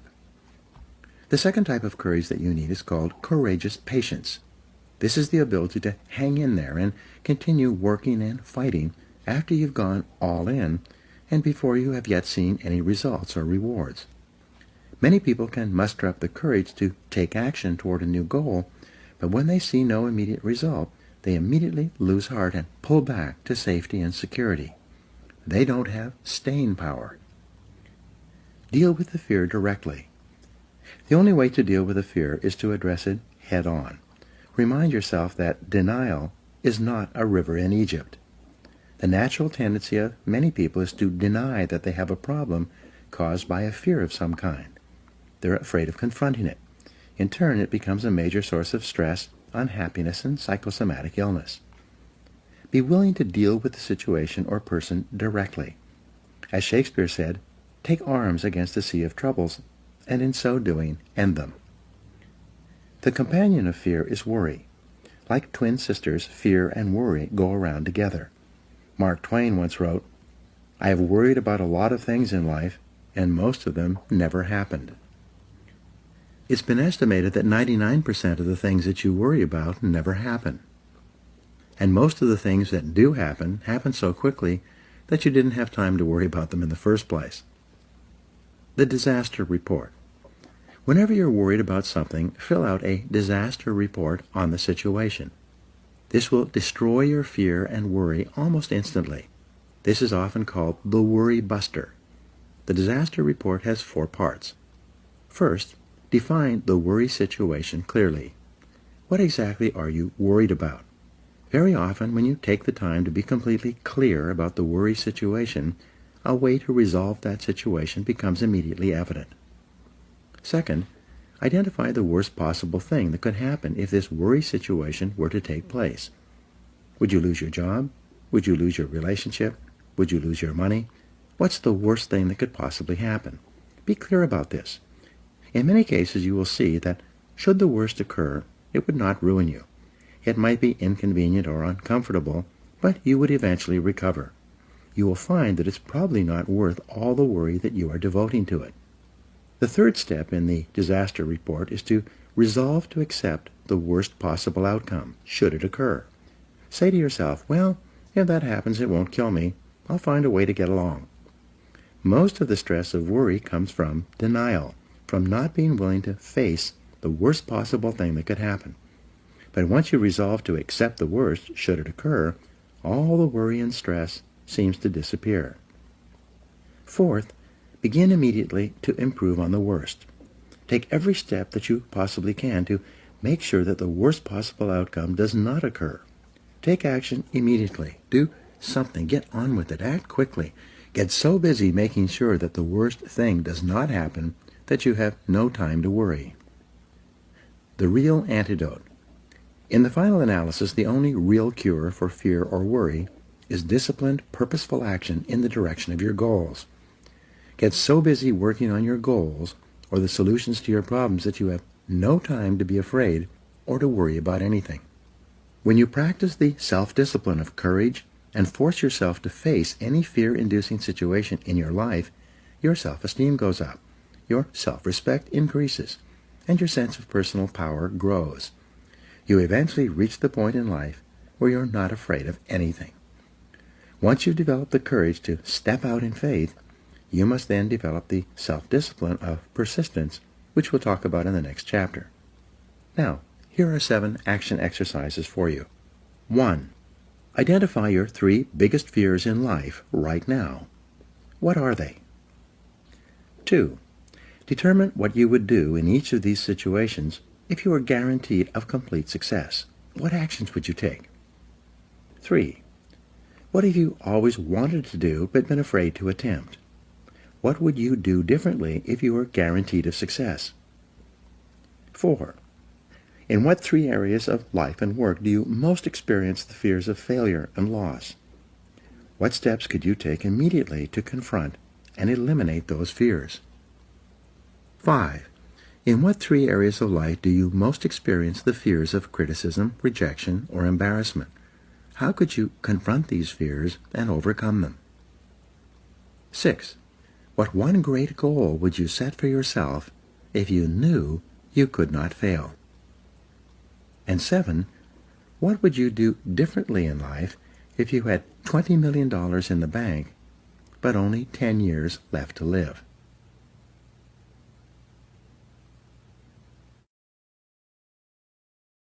Chapter 7. Self-Discipline and Persistence. Benjamin Disraeli wrote, "Beware of endeavoring to become a great man in a hurry. 1 such attempt in 10,000 may succeed. These are fearful odds." Persistence is self-discipline in action. Your ability to persist in the face of all setbacks and temporary failures is essential to success in life. Napoleon Hill said, "Persistence is to the character of man as carbon is to steel." The primary reason for success is persistence, and likewise the primary reason for failure is lack of persistence or quitting too soon. There's a direct link between self-discipline and self-esteem. Each time you discipline yourself to do what you should do, when you should do it, whether you feel like it or not, your self-esteem increases. This is why there is a direct relationship between self-esteem and persistence. Each time you persist and force yourself to continue on, even when you feel like quitting, your self-esteem goes up. Each act of self-discipline strengthens every other act of self-discipline. Every act of persistence strengthens every other act of persistence. When you discipline yourself to persist over and over, you like and respect yourself more and more. You become stronger and more confident. Eventually, you become unstoppable. The reward of persistence. Persistence is its own reward. Every time you force yourself to persist on a task, whether it is large or small, you feel happier and better about yourself. When you go the extra mile and do more than you are paid for or more than is expected, your self-esteem goes up. You feel more powerful and in greater control of your life. In your career, when you go the extra mile, you put yourself on the side of the angels. The primary difference between winners and losers in life is simple. Winners never quit, and quitters never win. You can increase your ability to persist by talking to yourself positively. Say these words, "I am unstoppable." Before you begin any major undertaking, pre-program yourself by telling yourself, "I never give up." Before you can achieve anything worthwhile in life, you have to pass the persistence test. This is usually a snap quiz, sprung on you unexpectedly with no warning. You suddenly face a major setback, problem, temporary failure, or even a complete disaster. When this happens, remind yourself that this is the testing time. This is when you demonstrate what you are really made of. This is when you show yourself and others the strength of your character and your true determination to succeed. Your ability to respond. Your ability to respond effectively to setbacks, your level of response ability, is the measure of your readiness to succeed. When you experience a major setback or problem, you will feel temporarily stunned. This feeling is very much like a punch in the emotional solar plexus. You'll be stopped for a few seconds or a few minutes.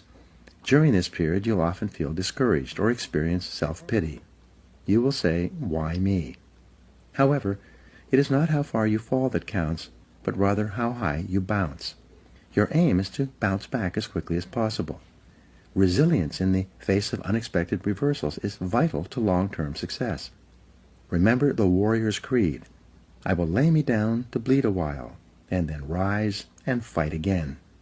Don't be surprised, shocked, or set back when things go wrong. Your best-laid plans will often fall apart. Instead, expect disappointments and setbacks as a part of life. Take a deep breath, pick up the pieces, and continue onward. Optimism gives you resilience. The most important quality you need for success and persistence is optimism. This is a boundless confidence in yourself and your ability to ultimately succeed. To remain optimistic, you must control and discipline your thinking when things go wrong. Refuse to feel sorry for yourself. Remember, you are not a victim. You are an adult, and you are in charge of your own life. You are doing what you have freely chosen to do. Setbacks come with the territory. They are merely speed bumps on the road to success. Refuse to blame others or make excuses. When you complain or blame other people, it just makes you feel and sound petty and small, and, what's worse, it takes away your personal power. Whenever you criticize or complain, it makes you feel weaker and reduces your ability to deal effectively with the situation. Instead, greet every setback by repeating, "I am responsible." Look for the reasons why you are responsible for what happened rather than trying to pass on the blame to other people. No excuses. Be proactive versus reactive. Resolve to focus on the solution and what can be done now rather than on what happened and who's to blame. Think in terms of the actions you can take to resolve the situation rather than what went wrong and who is to blame.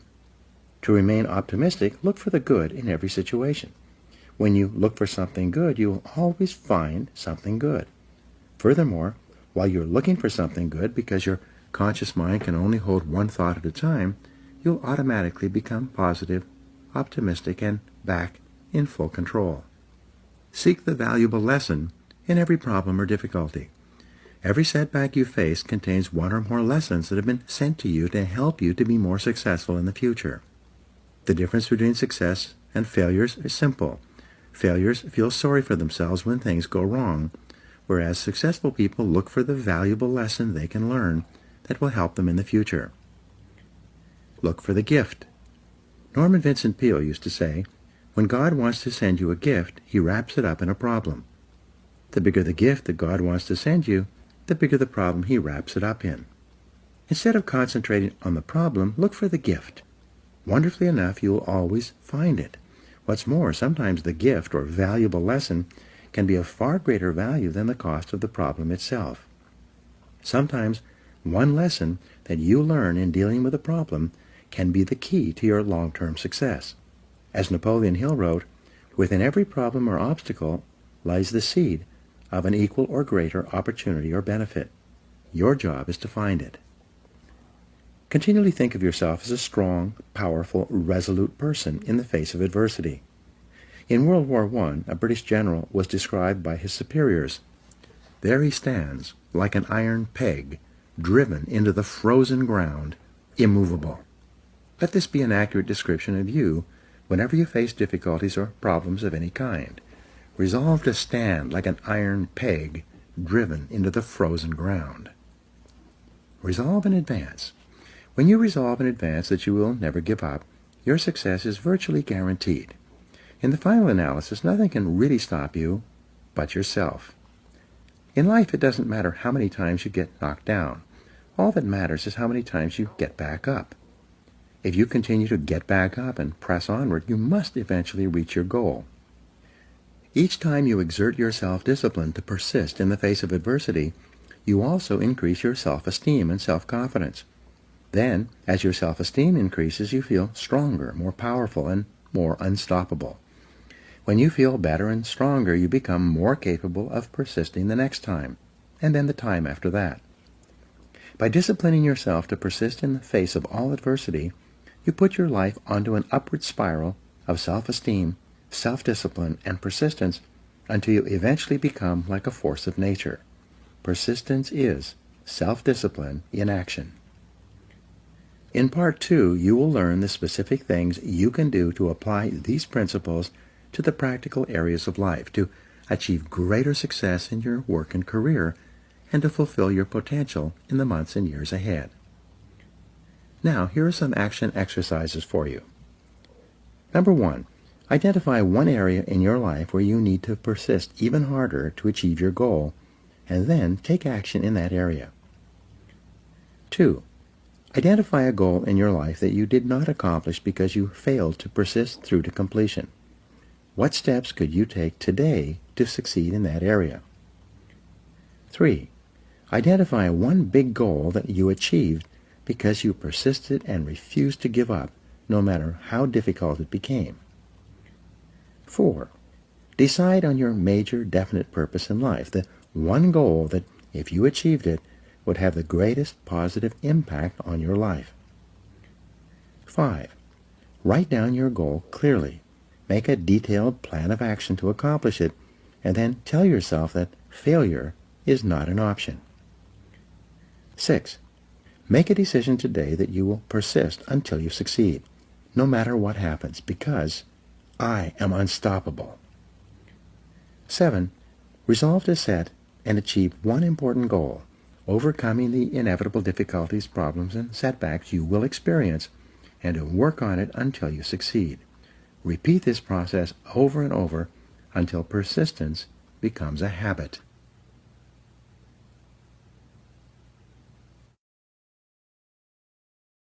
Part 2. Self-discipline in business, sales, and finances. In this part, you will learn how to develop the discipline necessary to join the top 10% of people in your field. You'll learn how to increase your productivity, performance, output, and results. You'll learn how to become one of the most respected and esteemed people in your organization and your industry. Chapter 8. Self-discipline and work.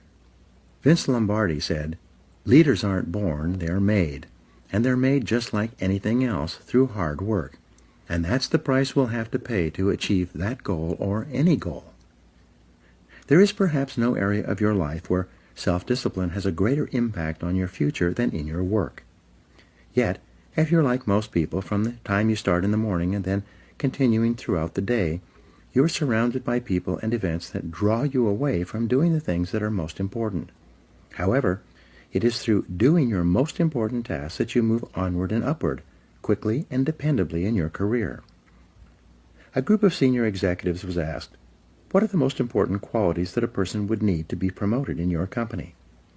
Of these executives, 85% agreed that the most important qualities are 1. The ability to set priorities and work on high-value tasks, and 2.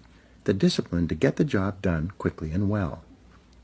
It seems that these two qualities are more helpful for career success than anything else a person could do. Diligent, disciplined, focused work will enable you to get consistently and predictably more done, get paid more, and get promoted faster throughout your career than the average person. Separate the relevant from the irrelevant. I've mentioned the Pareto principle, the 80-20 rule, several times in this book, and it applies again here. Fully 80% of the value of what you accomplish will come from 20% of the things you do.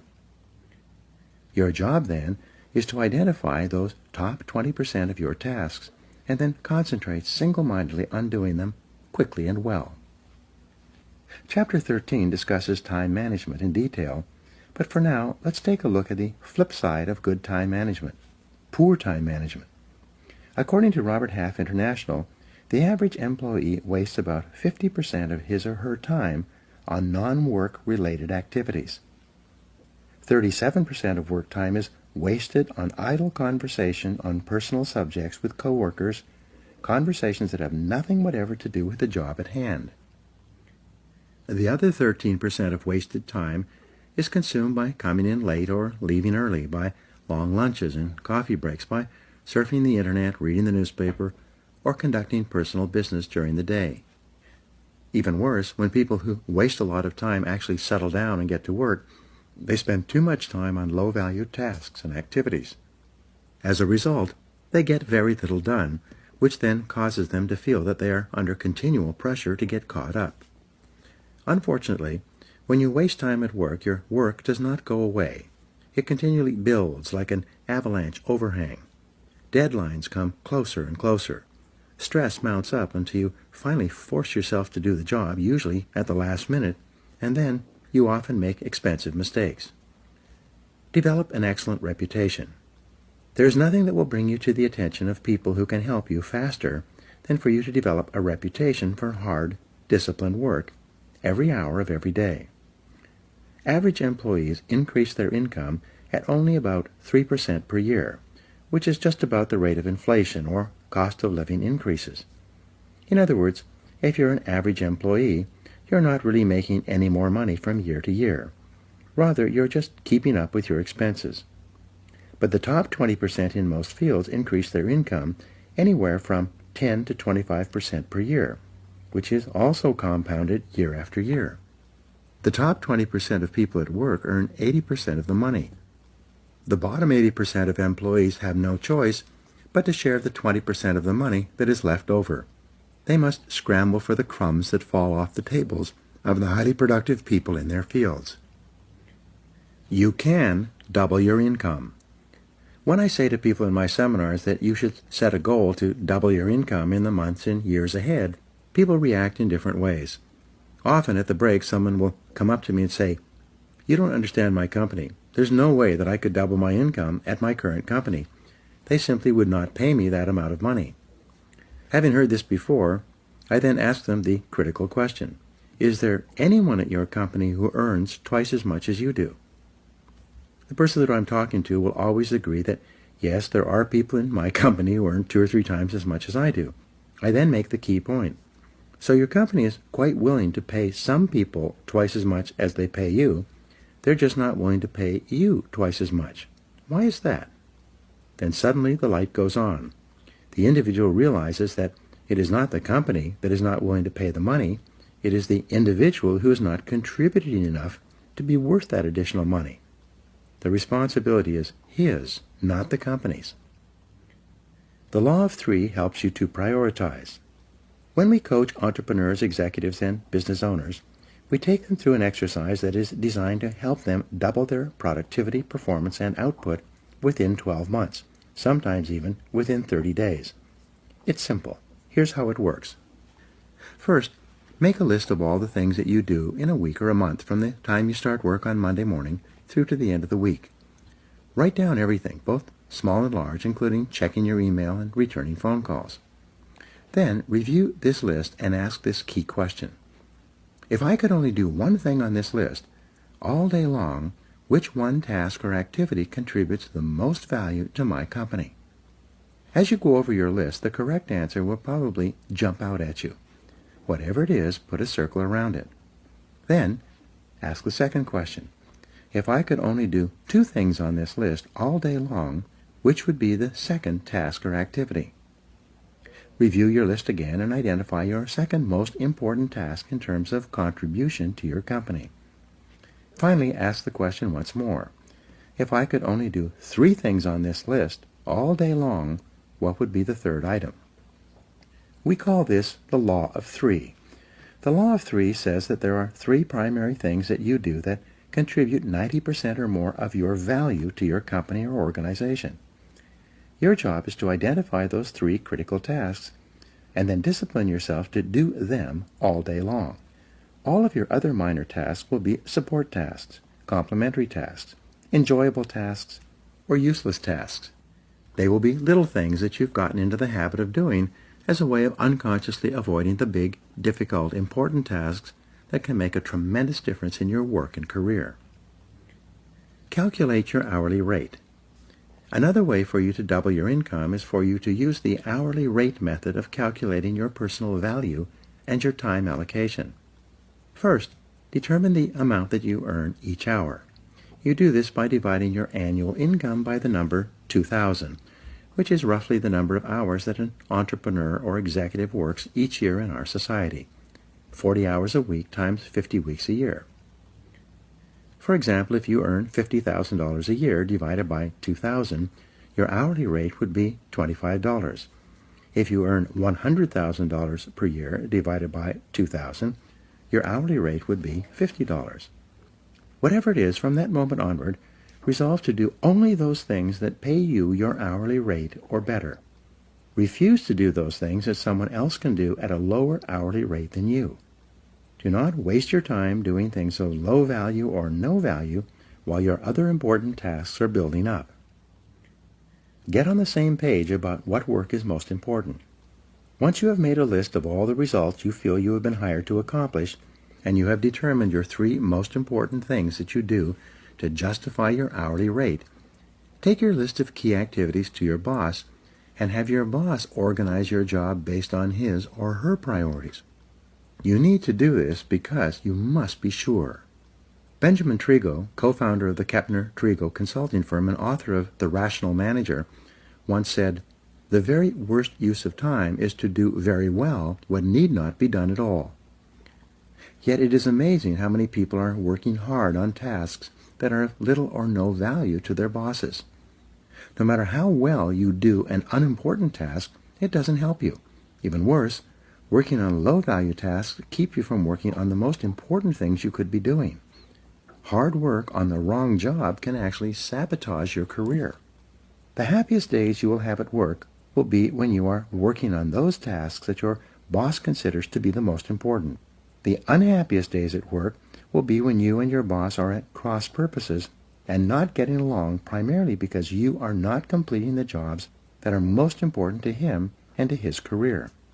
Your goal is to be paid more and promoted faster. Your goal is to become one of the most valuable and highest paid people in your field. Your job is first to make yourself valuable and then to make yourself indispensable to your company. This requires first and foremost that you are always working on those tasks your boss considers most important. Work all the time you work. The key to doubling your productivity and output, and eventually your income, is to really work all the time you're at work. Simply put, when you work, work. Don't waste time. Don't delay. Don't chat with coworkers or sit around drinking coffee. Don't read the newspaper or surf the internet. When you come into work in the morning, put your head down and then work all day long. The biggest time wasters in the world of work are other people who want to talk with you, distract you, delay you, and take up the time that you should be spending on high-value tasks. When a time waster approaches you and says, "Do you have a minute to talk?" you reply by saying, "Yes, but not now.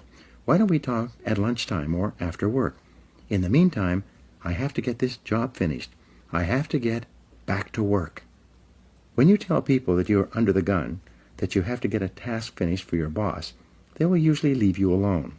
If you do this often enough, they will develop the habit of leaving you alone and instead find someone else with whom to waste time. Keep yourself motivated and focused by talking to yourself in a positive way. Your mantra from now on should be, back to work, back to work, back to work. Whenever you find yourself slowing down on a major task, begin repeating to yourself those magic words, back to work. Who works hardest? The Secret Survey. Imagine that an outside company is going to do a study of all the people who work in your organization. They're going to give each person a list of all the employees and ask them to rate their fellow employees in terms of who works the hardest, the second hardest, and so on. They're then going to give this list of people, organized from the hardest worker down to the laziest, to your superiors. This list is going to be used to determine who gets paid more and promoted faster than others. Now, imagine that this survey is already being taken, but in secret. The fact is, in any organization, everyone knows who works harder than anyone else. Everyone knows who works less and who does not pull their weight. Everyone knows. It's not a secret at all. Resolve today that if a survey like this were to be taken 1 year from today, you would win the contest. Resolve today that you are going to develop the reputation for being the hardest working person in your business. This will do more to help you than almost anything else. When you are surrounded by time-wasting people and situations, it takes tremendous self-discipline to work all the time you're at work. You must constantly fight against distractions and interruptions so that you can get back to work. The success formula. When I began my career working for a large company, I was the low man on the totem pole. Everyone had been there longer than me and was ahead of me in the company pecking order. Even though I was in my early 30s, I still had no idea how to play the game or what to do to get ahead in the cutthroat corporate competition that existed. Somewhat by accident, I stumbled onto the formula that made me successful. It was very simple. Whenever my boss gave me something to do, I did it immediately. Like a dog chasing after a thrown stick, I would immediately throw myself at the task, complete it, and hurry back to my boss with the finished job. Initially, he would smile and say something like, "I didn't really need it done that quickly, but thank you for getting it done." When I was caught up with my work, instead of relaxing, I would go to my boss and say, "I'm all caught up. I want more work to do. I want more responsibility." These words became my mantra. I want more responsibility.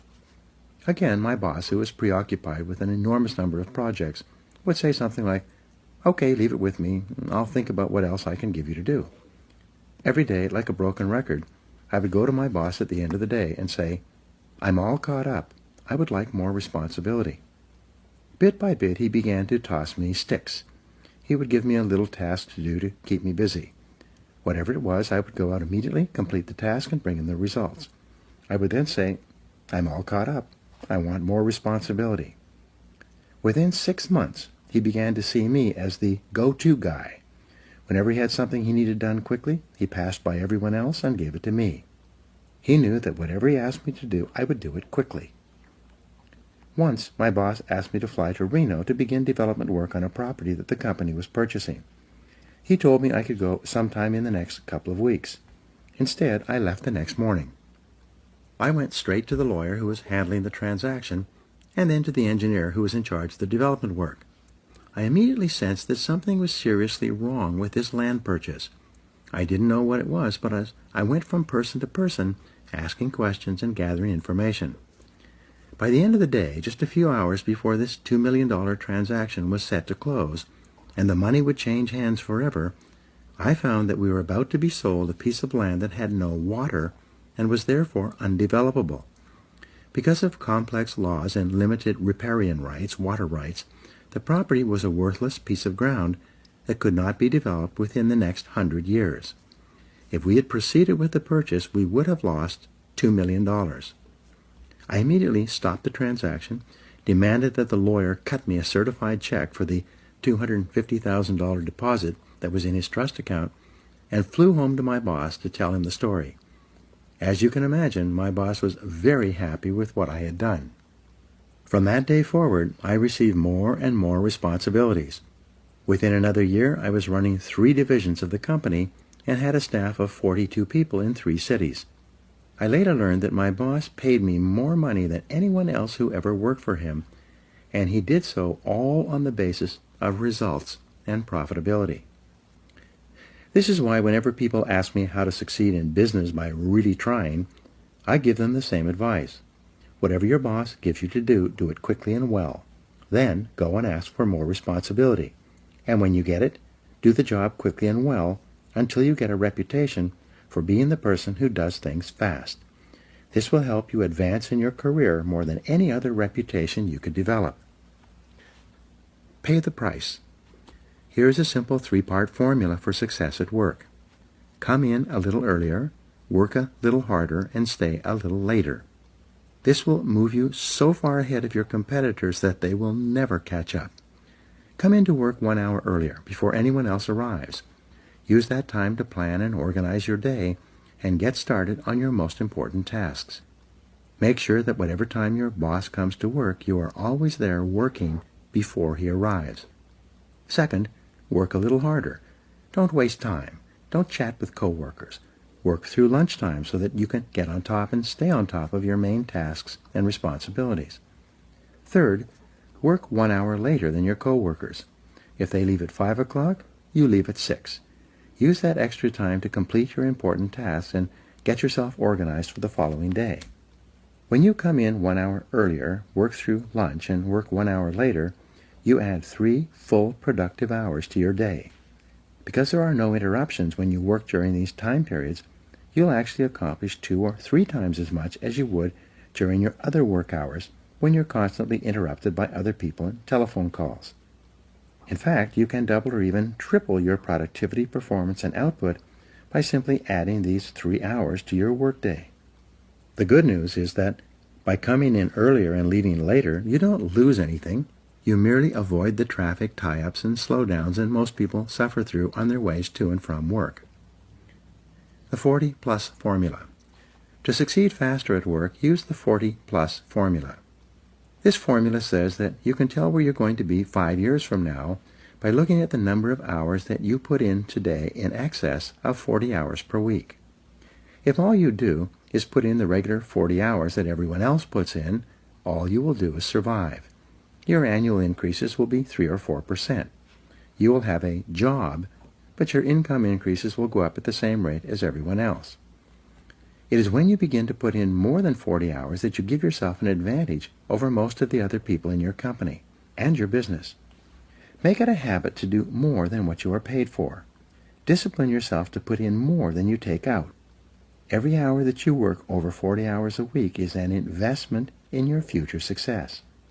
The highest paid people in America in every field work 50 to 60 hours per week. The average self-made millionaire works 59 hours per week. This is equal to 5 12-hour days or 6 10-hour days. Most successful people at the beginning of their careers worked 6 days a week, sometimes 7. Moreover, they worked all the time they were at work. They didn't waste time. They realized that in order to reap a great harvest later in their career, they had to sow a lot of seeds in the springtime of their career. Look the part. Dress for success.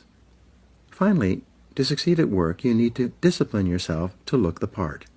Remember, birds of a feather flock together. When it comes to presentation, this means that people like to promote others who look like them. Your bosses are very sensitive to the appearance of their staff. They like to promote people who they are proud to introduce to their friends and colleagues.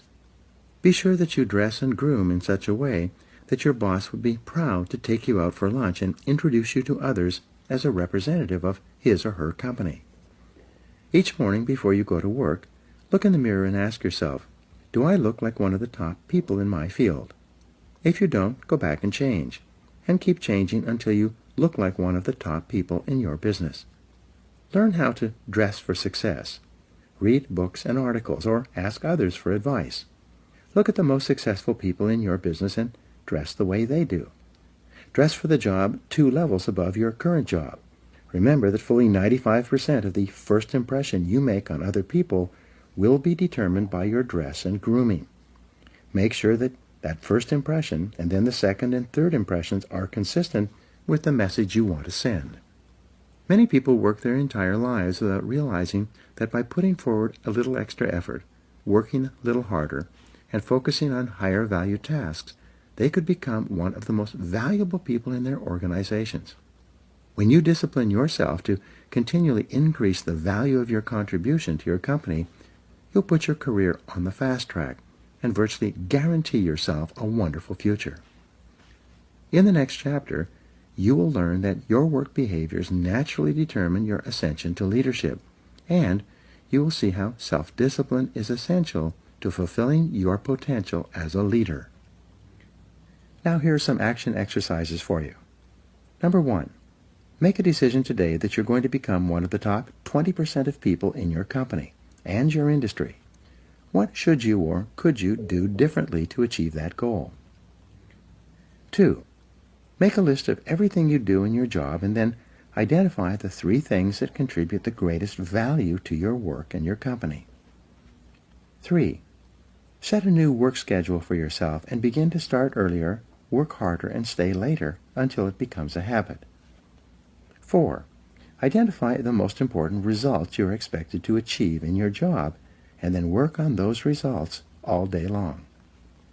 5, determine the person who is the best dressed and groomed in your company and then resolve to use him or her as a role model for your own appearance.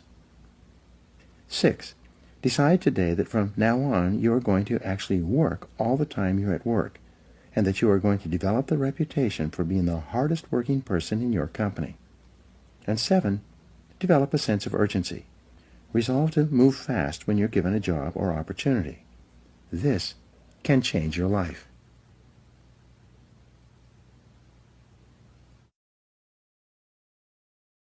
Chapter 9. Self-Discipline and Leadership. Nothing is more harmful to the service than the neglect of discipline, for it is discipline more than numbers that gives one army superiority over another. George Washington.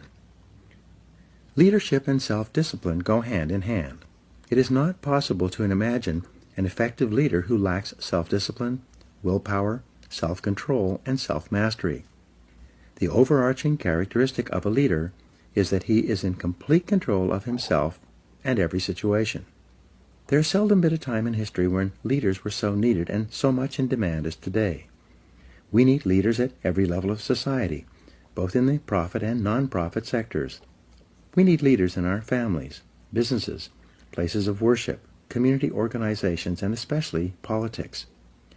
We need men and women who take their responsibilities seriously and are willing to step forward to take command of the situation. Fortunately, leadership is learnable.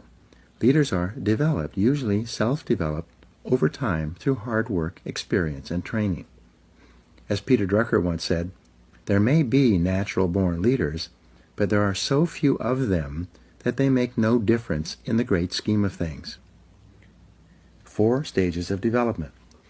In your career in business, you progress through 4 levels of activity and attainment. First, you start off as an employee with limited knowledge and experience.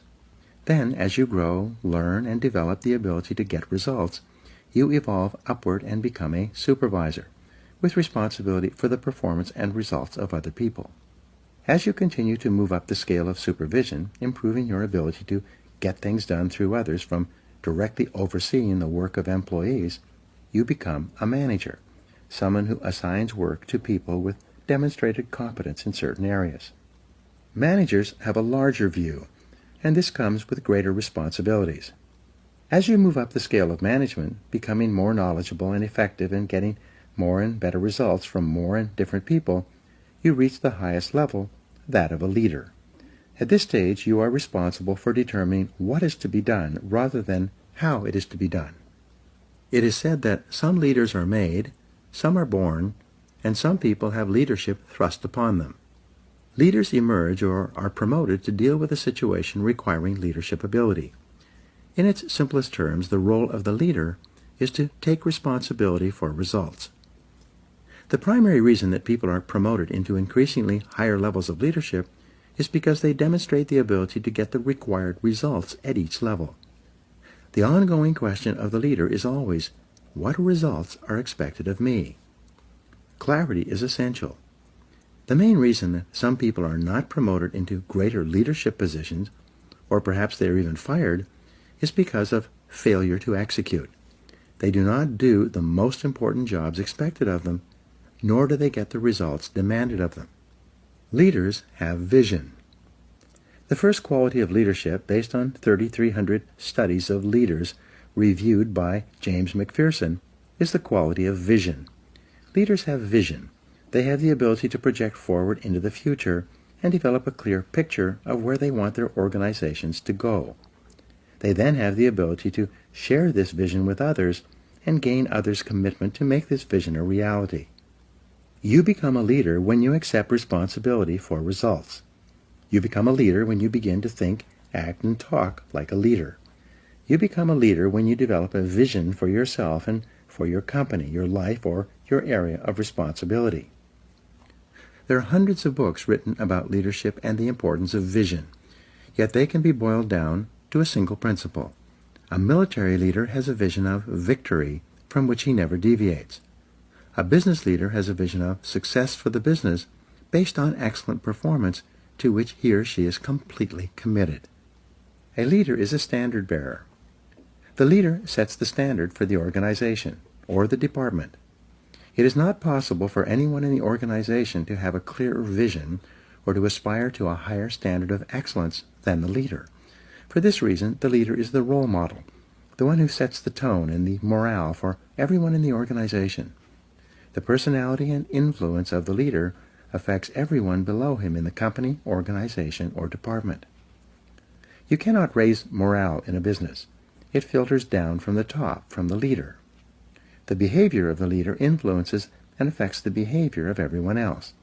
If the leader is positive, confident, and upbeat, everyone in the organization will be influenced by his behavior and will be more confident, positive, and upbeat as well. Walk the talk. When you become a leader, you must discipline yourself to be leader-like. You must walk, talk, and act the part of a leader. You become a different person with different responsibilities than a manager. When you are working your way up, you are a part of the staff or the sales team. When you become a manager, you are part of management. This means that when you are part of the staff, your orientation is upward and sideways. But when you become a leader, your orientation is downward, toward all the people for whom you are responsible. Perhaps the most important behavior of a leader is for you to discipline yourself to be a role model. Imagine that everyone is watching you and patterning everything they do and say based on your behavior. When you become a leader, you no longer have the luxury to let it all hang out. From the time you are promoted into leadership, you have a special responsibility to discipline and control your words and behaviors in such a way so that you bring about the very best possible results for your organization and for other people. Set the standards. The leader sets the standards for the organization's behavior, quality of work, personal organization, time management, and appearance. In excellent organizations, the leader is the person who everyone looks up to and wants to emulate. In most cases, the leader works harder than others in the company. The leader appears to be more committed, more determined, more courageous, more visionary, and more persistent than anyone else. The leader sets a tone that everyone wants to emulate. The leader also sets the standard for how people are treated in the organization. When the leader treats people with courtesy, consideration, and concern, it quickly becomes known that these are the standards to which others must adhere. Set values and principles. In addition to a clear vision for the organization, the leader must have a set of values and organizing principles that guide behavior and decision-making. Everyone must know what the leader and the company stands for and believes in. The job of the leader, then, is to articulate this vision of excellent performance within the constraints of high ethical standards at all times. He or she must walk the talk and live the values and behaviors he or she teaches. The very best standard for a leader is the golden rule: do unto others as you would have them do unto you. For example, when Jack Welch was the president of General Electric, he encouraged managers to treat each employee as if that employee might be promoted over his head sometime in the future, and he might find himself working under the person who is now working below him. This way of thinking assured that managers treated their staff with a high degree of respect and courtesy. 7 Principles of Leadership. To be an effective leader, there are 7 principles you must incorporate into your leadership behavior and activities. 1. Clarity. This is perhaps your most important responsibility. You must be absolutely clear about who you are and what you stand for. You must be absolutely clear about your vision and where you want to lead your people. You must be absolutely clear about the goals and objectives of the organization and how they are to be achieved. Especially, you must be absolutely clear about the values, mission, and purpose of the organization and what it stands for. Everyone around you and below you must know exactly why they are doing what they do and what their company has been formed to accomplish. 2. Competence. As the leader, you must set a standard of excellent performance for the organization as well as for every person and function in the company. Your goal must be for your company to be as good or better than your very best competitor. You must be continually seeking ways to improve the quality of your product and services to your customers. 3. Commitment. The leader is absolutely committed to the success of the organization and believes completely that this organization is the best in the business or will be the best in the future. This passionate commitment to the organization and to success and achievement motivates and inspires people to do their best work and put their whole hearts into their jobs. 4. Constraints. The job of the leader is to identify the constraints or limiting factors that set the speed at which the company achieves its most important goals of revenue and profitability. The leader then allocates people and resources to alleviate those constraints and remove the obstacles so it can perform as one of the best in the business. 5. Creativity. The leader is open to new ideas of all kinds and from all sources. The leader is continually encouraging people to find faster, better, cheaper, and easier ways to produce excellent products and services and to take better care of customers. Number 5. Continuous learning. The leader is personally committed to reading, listening, and upgrading his or her personal knowledge and skills as an executive. The leader should attend additional seminars and courses to improve his or her skills and abilities. At the same time, the leader encourages everyone in the organization to learn and grow as a normal and natural part of business life. The leader provides time and resources for training and development. The leader knows that the best companies have the best trained people. The second best companies have the second best trained people, and the third best companies have the least trained people and are on their way out of business. Number 7 is consistency. The leader has the self-discipline to be consistent, dependable, reliable, calm, and predictable in all situations. One of the great comforts of business life is for an employee to know that the leader is completely consistent and reliable. An effective leader does not change from day to day. The leader is not blown in the wind by each new situation or problem or emergency that arises.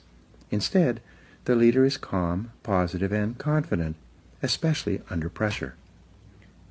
The inevitable crisis. The only thing that is inevitable in the life of the leader is the crisis. When you rise to a position of leadership, you will experience crises repeatedly, crises that are unpredictable, unbidden, and often capable of seriously damaging the organization. It is in the crisis that the leader demonstrates his competence. In times of crisis, the leader becomes calm, cool, objective, and completely in control. The leader asks questions and gathers information. The leader assesses the situation accurately and makes whatever decisions are necessary to minimize the damage or cut the losses. Great leaders discipline themselves to keep their fears and misgivings private. They do not share their concerns with their staffs, knowing that this can cause confusion and loss of morale. Instead, the leader asks a lot of questions, probes deeply into situations so that he or she understands them thoroughly, and keeps his or her feelings private. As far as the members of the organization are concerned, the leader is always calm, positive, relaxed, and in complete control, no matter what is happening. Self-control and leadership. There's a direct relationship between your ability to discipline yourself and your behaviors and your readiness to lead. It is only when you prove to others that you are in complete control of yourself that they develop the confidence to put you in a leadership position and keep you there. The leader realizes that everything he says to or about another person is magnified. The leader therefore praises and encourages people, both in their presence and when they are not around. He never says anything negative that could be misinterpreted or that could demotivate or offend another person. If he has problems with someone, he addresses them privately, out of sight and earshot of anyone else. Leadership qualities. Leaders discipline themselves to plan, prepare, organize, and check every detail. They take nothing for granted. They ask questions to ensure that they have a complete understanding of a situation, problem, or difficulty. Great leaders act as if they own the entire company. They accept a high level of personal responsibility. The leader never complains, makes excuses, or blames others for problems. Leaders are intensely action-oriented. They gather information carefully and they make the decisions that are necessary. They set measures and standards and hold others to them.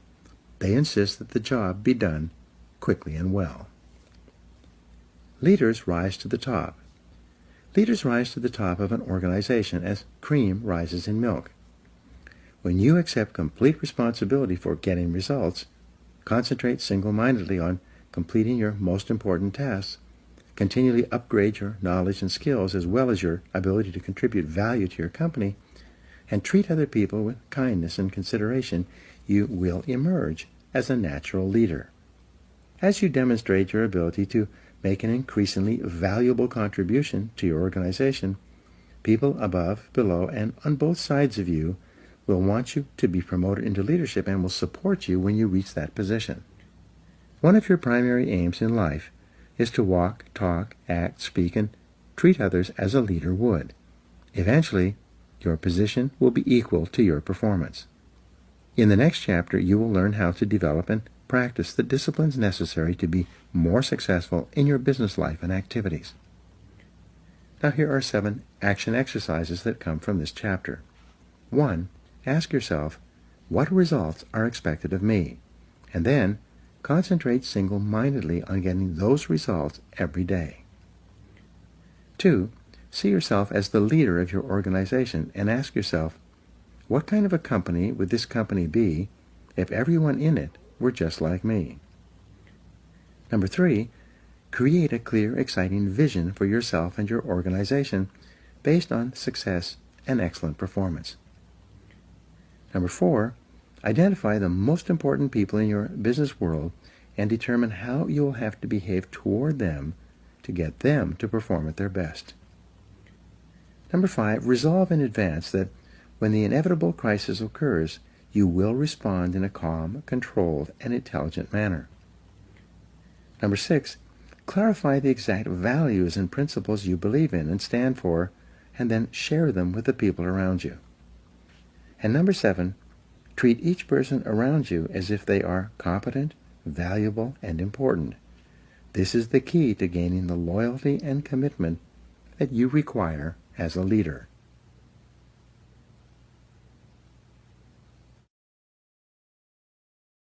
Chapter 10. Self-Discipline and Business. John Viney wrote, "The quality of self-denial in the pursuit of a longer-term goal, and indeed, the willpower to maintain that level of self-denial, is an excellent training for the boardroom." Most people will work in or for a business or own a business in the course of their lifetimes. The achievement of business success demands high levels of discipline from you in every area of business activity, both large or small. Without self-discipline and self-control in business, no success is possible. There's no area of activity that demands more self-discipline than starting and operating a successful business in our current economy. The first law of economics is scarcity. As a rule, there is never enough of anything for everyone who wants it. Specifically, there are never enough customers for you to sell everything you want to sell. There are never enough sales revenues to help you achieve all your financial goals. There are never sufficient profits to enable you to expand as much as you want. Especially, there are never enough good people to work with and for you to help you achieve your business goals. The law of competition. If the first law of economics is scarcity, then the first law of business is competition. It requires tremendous focus and discipline to do the things necessary to attract the scarce money of customers toward purchasing your product or service. To not only survive but also thrive, you must compete continually against all other uses of the same amount of money that you want to charge for what you sell. The first discipline of business success is that you offer a product or service that people want, need, and will pay for at a price they will accept, a price that is competitive with every other business that wants the same customer dollar. You must be completely honest with your product-service mix to ensure that it is well suited to the current market. This is an area where false assumptions or incorrect conclusions can lead to business failure. This answer is continually changing as competition and customer tastes also change. The customer is always right. Every week I speak to business people who are unhappy with their levels of sales and profitability. They insist that their product or service is excellent and that people should be buying from them in a much larger quantity. In each case, I have to gently point out to them that the only proof that their product or service is truly attractive or valuable is that people buy it willingly and then buy it again and tell their friends to buy it as well. According to the experts, fully 70% of your business decisions will turn out to be wrong in the fullness of time. This is the average. When you're a new business person or starting a new business, you'll be wrong even more often than this. It's not unusual for an entrepreneur to be wrong 90% of the time in the beginning of his or her career.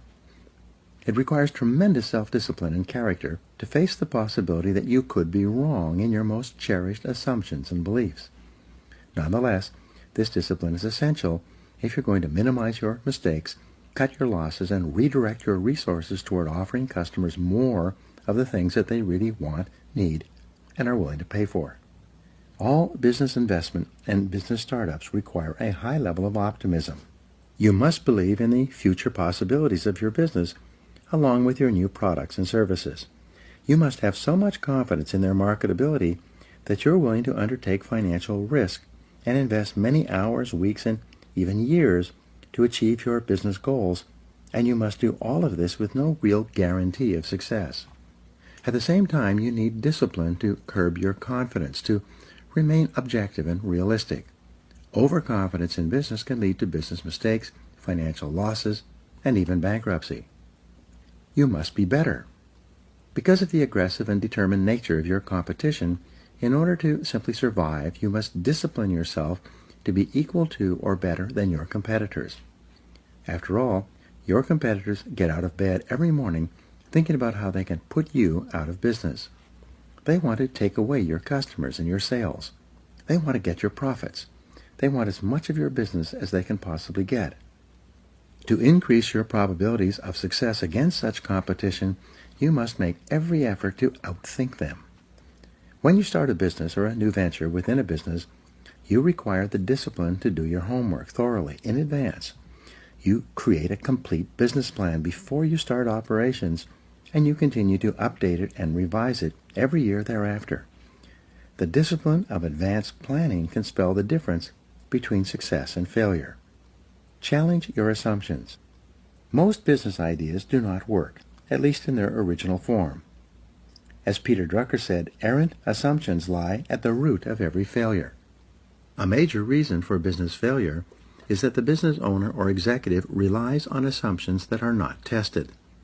They assume that the product or service is excellent in comparison with others.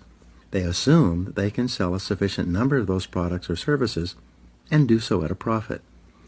They further assume that those profits will be substantial enough to make this investment of time and money more attractive than any other use of the same amount of time or funds. All of these assumptions must be tested carefully before any irrevocable commitment is made. According to the Kauffman Foundation on Entrepreneurship, 95% of entrepreneurs and small business owners in America earn less than $50,000 per year. Why is this? It's not because they lack the energy, intelligence, or ability to earn more. The very fact that a person has the courage and resourcefulness to start a new business means that he or she has above average levels of natural talent. The reason why so many entrepreneurs underachieve and fail is because they lack discipline. They lack the discipline to carefully study every aspect of the business before committing to it. They lack the discipline to test their assumptions rather than jumping to conclusions and hoping for the best. Don't let this happen to you. Identify your ideal customer. You need discipline to identify and determine your ideal customer, the exact person who can and will buy your product or service in sufficient quantities and at the price you need to charge in order to justify going into this area of business in the first place. You need the discipline, based on trial, error, and persistence, to develop a marketing plan that generates a steady and predictable stream of new leads for your business. To market effectively, you must be clear about your competitive advantage and your unique selling proposition. What is it about your product or service that makes it superior and more valuable for a customer than any other similar product or service being offered today? You need the discipline to develop a complete sales system from beginning to end that converts qualified leads into solid customers. It's amazing how many businesses just assume that the product or service will sell itself, whether they have a superior sales system or not. Know your true costs. You need the discipline to determine accurate costs and the proper pricing of your products and services. Walmart has become the biggest retailer in history, largely because of its expertise in this area. It's amazing how many businesses are selling products and services at a loss because they've never accurately totaled all the costs of bringing that product or service to market in the first place. You've heard the old saying, we lose money on every item we sell, but we try to make it up on the volume. Obviously, that's not possible. You need a quality control system in order to ensure that every product or service that you sell is of such high quality that your customers are so satisfied that they happily buy from you again and tell their friends. You need the discipline to develop a customer service policy, one in which you treat your customers so well that they become loyal to you and choose you over any of your competitors. The purpose of a business is to please your customers. What is the purpose of a business? The purpose of a business is to create and keep a customer in a cost-effective manner. Profits are not the purpose of a business. Profits are the result of creating and keeping a sufficient number of customers who yield a sufficient number of profits after all costs. What is the key measure of business success? The answer is customer satisfaction. Every effort and activity of your business must be aimed at satisfying customers in a manner that is better than any other competitor. What is the measure of customer satisfaction? The answer is repeat business. It is only when customers buy from you again that you demonstrate that you have fulfilled the promise you made to them when you got them to purchase the first time. A resale to a satisfied customer requires 1/10 of the time and expense as a sale to a brand new customer. All successful businesses rely on repeat business, which is only possible with high levels of customer satisfaction. This is a real discipline. What is the key to long-term profitability? The answer is recommendations and referrals. The ultimate question that determines the long-term success or failure of your business is, based on your experience with us, would you recommend us to others? You can only survive and thrive when the majority of your customers are so happy with your products and services that they will encourage their friends and associates to buy from you as well. Since a referral from a satisfied customer is 15 times easier to sell to than a cold call, which means it only costs 1/15 as much, referral business is the key to your future. You require tremendous focus and discipline to develop and maintain customer service policies that cause people to buy from you, then buy again, and recommend you to their friends. Set high standards.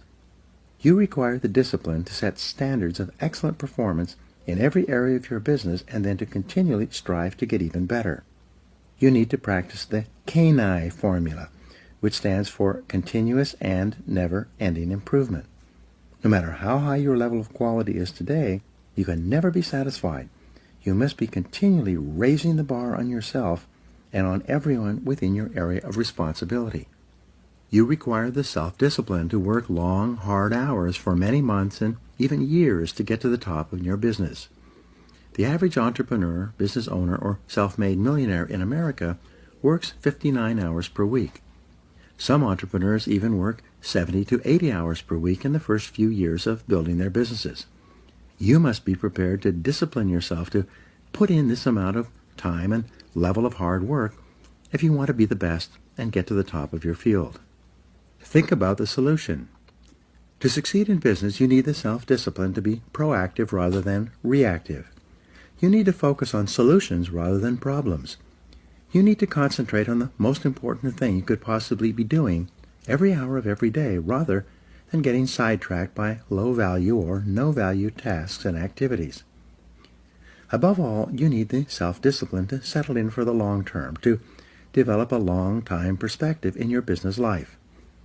Because of the intensity of competition, it takes many years of disciplined effort for you to become a business success, whether this is in your own business or working for someone else.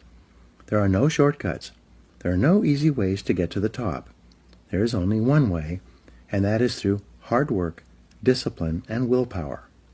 On average, it takes about 2 years to break even in a new business venture. It takes another 2 years of positive cash flow to pay back the money you borrowed in the first 2 years. It then takes another 3 years before you become truly successful. In addition, everything costs twice as much and takes 3 times as long. Based on these statistics, why should you start your own business or embark on a new business venture? Because the time is going to pass anyway. After all, 5 years from now you will be 5 years older, and 10 years from now you will be 10 years older. At the end of that time you will either be at the top of your field or still down among the 80% struggling for every dollar and worrying about money every day. The choice is yours. Discipline is the key. In the next chapter, you learn the discipline that controls the lifeblood of your business, sales. In the final analysis, as Peter Drucker said, the purpose of a business is to create and keep a customer. Now, here are some action exercises for you. Number 1, stand back and look at every area of your business as if you were an outside consultant. What changes would you recommend? 2, imagine you were starting your business over again today. Are there any products or services that you would not bring to the current market? 3, identify the 20% of your products and services that account for 80% of your sales and profits. How could you sell more of them? 4, project forward 1, 2, and 5 years in your business. What are the trends? What will your customers be buying in the future? 5, list 3 ways you could improve your customer service to ensure that customers buy from you again and tell their friends. 6, list 3 ways that you could attract more and better qualified leads from your marketing and advertising activities. And 7, list 3 ways that you could make more sales to the prospects you attract, or that you could attract more and better prospects.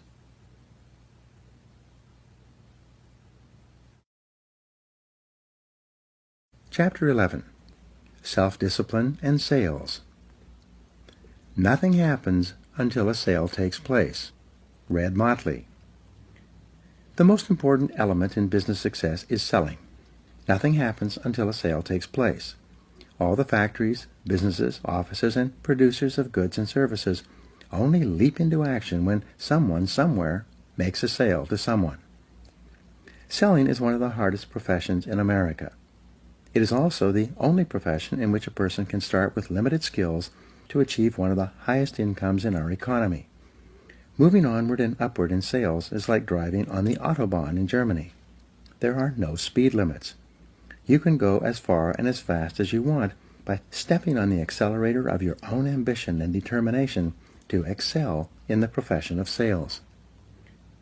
Business success or failure. Thousands of bankrupt or insolvent companies have been analyzed over the years to determine why they failed. After all the data was sorted and studied, virtually every business failure came down to one reason: low sales. In contrast, whenever a business was succeeding, growing, yielding profitability, increasing its share prices, and offering opportunity for more and more people, the reason boiled down to one factor: high sales. Everything else was secondary. Almost everything you do in a business either increases or decreases sales. Everything either helps or hurts.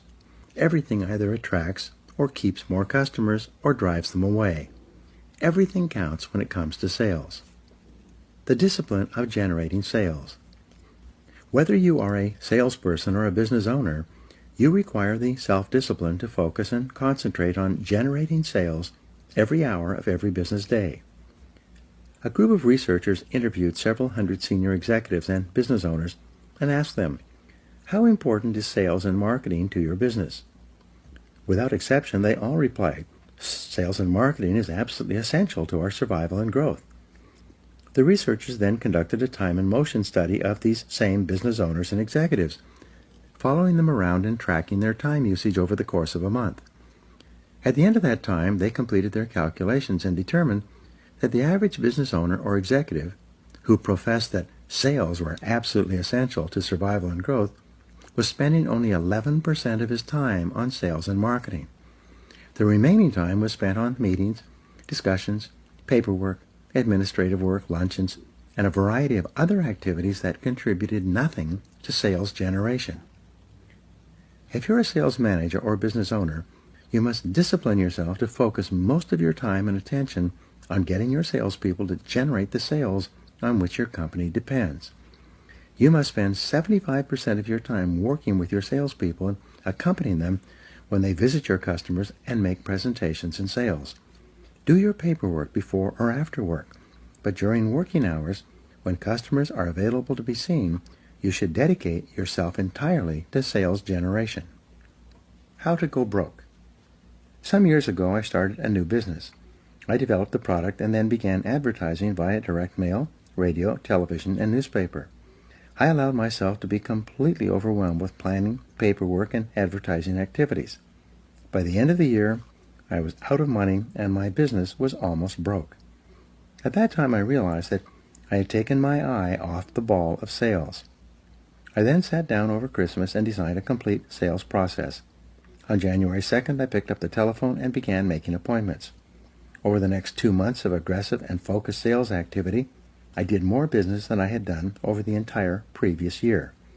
I saved my business and my home, and I never lost sight of that focus again. One of the most important questions you can ask as a salesperson, entrepreneur, or business owner is whether what I'm doing right now is leading to a sale. Ask this question of yourself repeatedly throughout the day. Every time the answer comes up no, you must immediately stop whatever you are doing of lower value and turn your attention to sales generation. In addition, make sure that all the people who are responsible for sales in your company ask and answer this question in the affirmative all day long. Overcome your fear of rejection.